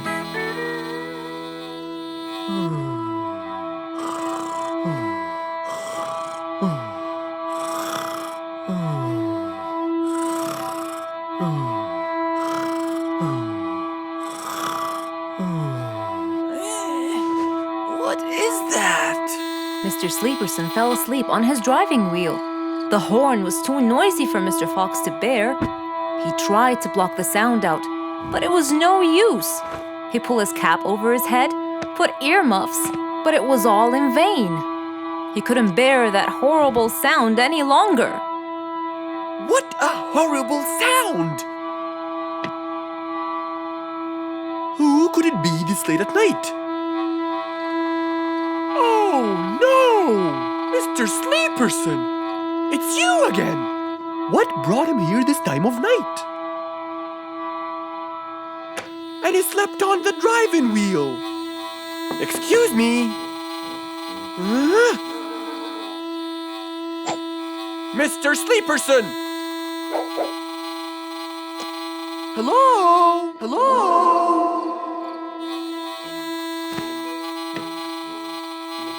Oh, that's enough! What? Where? What time is it? It's 2 in the morning. And you fell asleep on your driving wheel in front of my house. Oh, Mr. Fox. Hello. Oh my, it's 2 a.m. Oh, you noticed? So how can I help you, Mr. Fox? Help me? Help me? You're the one in front of my house. What am I doing here? I don't know. You tell me. I was fast asleep when I woke up to that horrible sound of your noisy horn. Oops. Sorry. I must have fallen asleep while I was driving again. My bad. Never mind that. Could you please drive all the way to your own house without falling asleep or bumping your head against the horn? Oh, sure, Mr. Fox. Have a good night. Good night. But as Mr. Sleeperson tried to start the car, it wouldn't start. Huh? Oh, man! Oh, Mr. Fox, wait! Help! Now what? The car won't start. Is that so? Can you check it for me, please? Of course! Mr. Fox walked back to the car and started to check it out.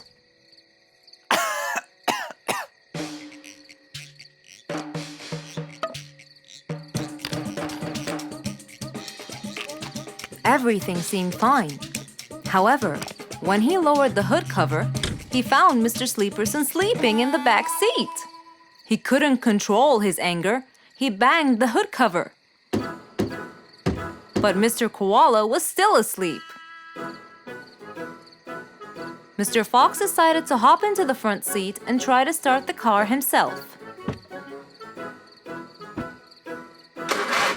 Huh? Mr. Sleeperson! Your car is out of fuel! Who? Where? Your car is out of fuel! No way! What will we do now? You have to fill the tank. Okay. Mr. Sleeperson! What? Wake up! I'll fill your tank for you. I have some fuel in my house. Oh, that would be great.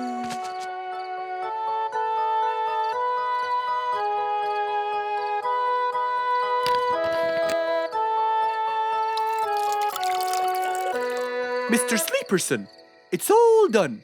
You can go home now. Oh, thank you. Thank you so much. You're welcome.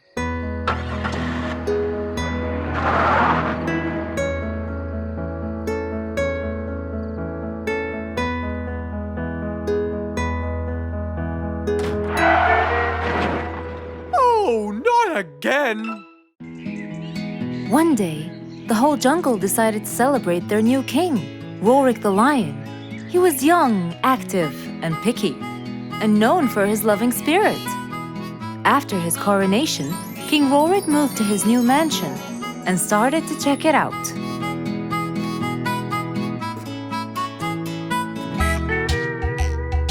Great, and that's my throne, right? Exactly, Your Honor. Well, I'd better check it out. Yes, please do.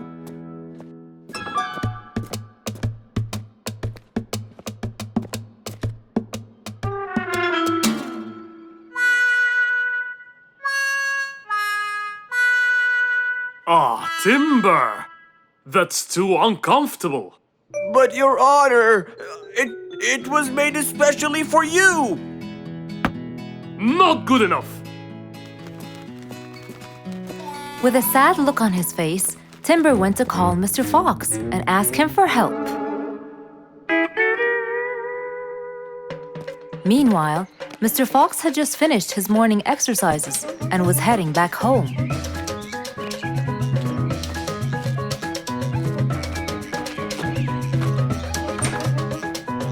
After a cold shower, he changed his clothes and had some tea.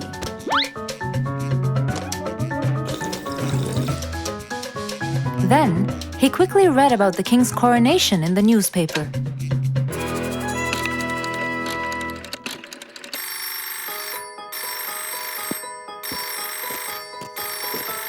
Hello? Hello, Mr. Fox. Can you please, Hello, Mr. Fox. This is Rorik. Oh, hello, Your Highness. How may I help you? I need you to come immediately. There's a huge problem, and I'm pretty sure that you're the only one who can help. I'll be right there. So, Mr. Fox quickly took his keys, hopped into his car, and drove towards the king's manor.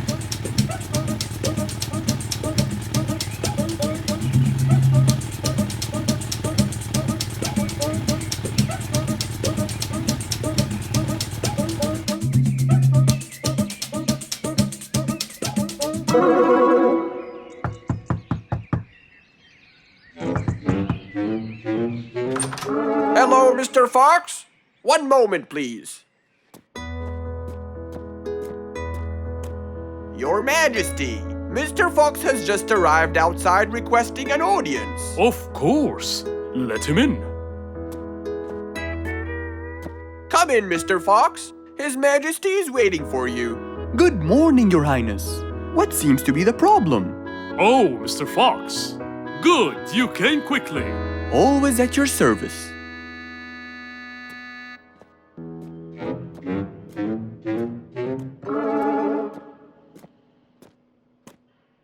Well, I was at my coronation, and I thought I would check out my throne. But unfortunately, I felt too uncomfortable. Can you believe that I'm gonna rule the jungle on an uncomfortable throne? But I hear it was carved out of the best kind of stone. But it still hurts my back. Oh my! Anyway, I've decided to design my own throne. What a great idea! But I need your help to make it as soon as possible. It will be my pleasure, Your Highness.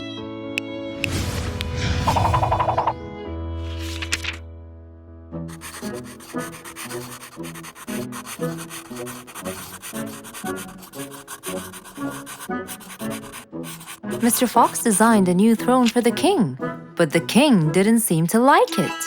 I know just the thing for you. Mr. Fox took his tape measure and got to work. He took measurements and made estimations.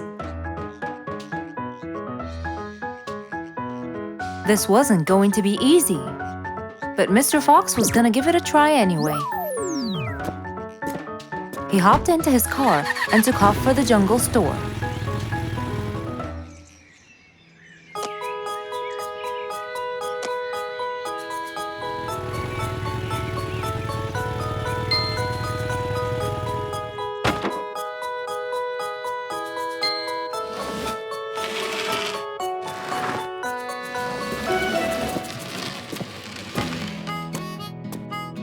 All done. Can you please try it now? Wow! That's exactly what I wanted. Glad you liked it, Your Highness.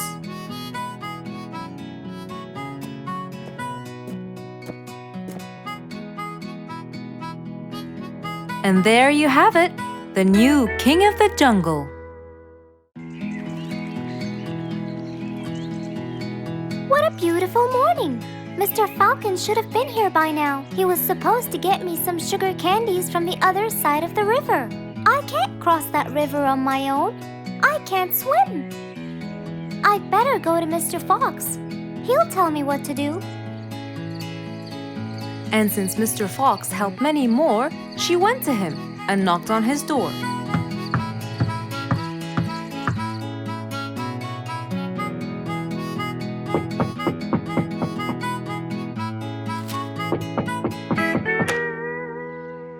Who's there? Over here, Mr. Fox. Oh, little Auntie Lou. Welcome. Please come in. Thank you, Mr. Fox.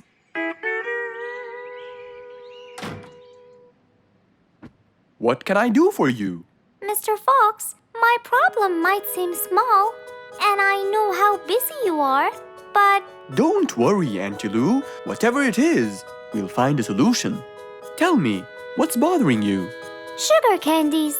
Sugar candies? But you love them. Yes, Mr. Fox, I do. That's the problem. The only place I can find them is by the other end of the river side, and I don't know how to swim. Well, how did you get them before? I had some friends who would cross the river and bring me some candies with them. But I can't wait for them to go every time. I want to be able to get them myself. I see. So you want a way to cross that river by yourself. Yes. Do you want to learn how to swim? Impossible. I'm so afraid of the water. It's my worst nightmare. Isn't there any other way, Mr. Fox? Sure there is. Let me think. Mr. Fox thought quickly and without delay, for there was already another way. He'll build a bridge for Auntie Lou, so she could cross whenever she wanted to. Little Auntie Lou, how wide is that river?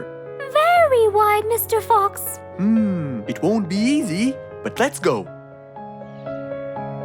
Into the workshop ran Mr. Fox. He grabbed some wood and his toolbox. He put them in his Jeep and hopped inside.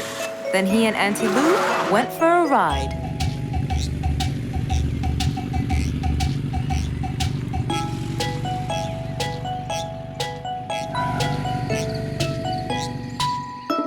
Little Auntie Lou, that's not a very wide river. But it is to me, Mr. Fox. You're only saying that because you're too big. Maybe you're right. Little Auntie Lou, let's get started.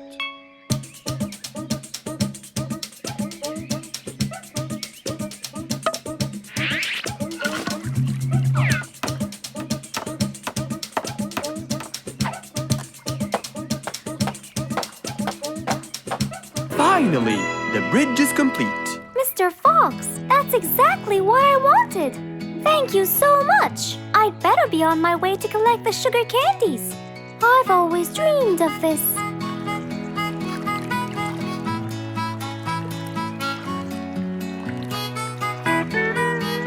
Enjoy the candy, little Auntie Lou.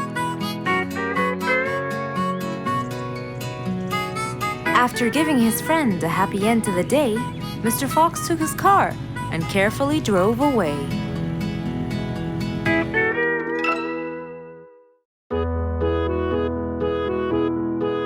Mr. Fox was known for his kindness in helping others. Everyone went to him for advice, even Woody, the jungle carpenter. After being assigned the task of building a really big ship, he went to Mr. Fox, seeking his wisdom. Mr. Fox listened carefully to what Woody had to say, and in turn, promised to help him. He started a research on shipbuilding, and after hours and hours of hard work, he finally got it. Yes! I've got it! But there is something I need to check first. Mr. Fox went for a walk in the jungle, looking carefully at every tree on his path. Then he stopped in front of one and said, Yes! That's the one! Immediately, Mr. Fox took a paint bucket. He wanted to mark the tree, so he wouldn't forget which one it was. After that, he got into his car and drove off.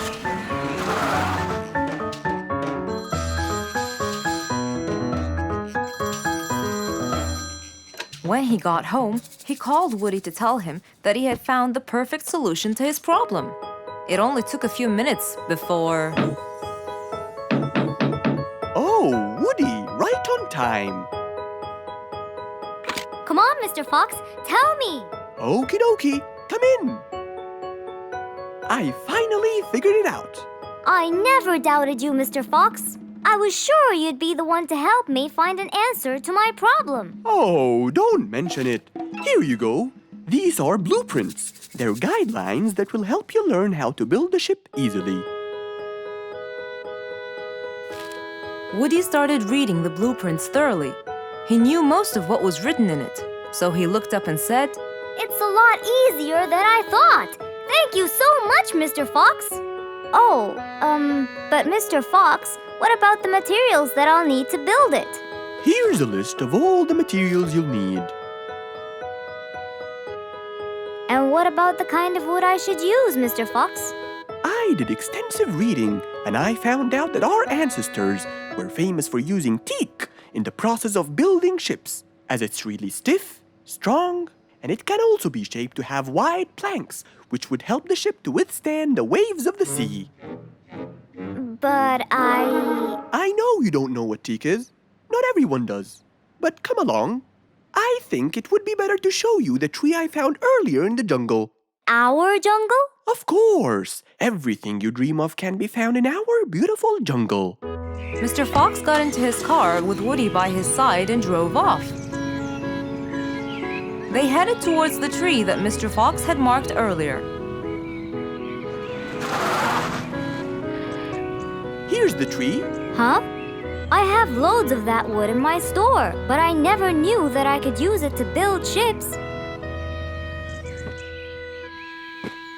I didn't know about teak either. But with a little bit of research, everything is open to you, my friend. Mr. Fox, I can't thank you enough. I'm really happy right now. I'll never forget what you've done for me. It's my pleasure, Woody. Now that I know what I should do, I'll go back and start building that ship for Nate as fast as I could. Thank you again, Mr. Fox. So, after helping his friend, Mr. Fox got into his car and drove away happily. You know, it's true what they say. A friend in need is a friend indeed.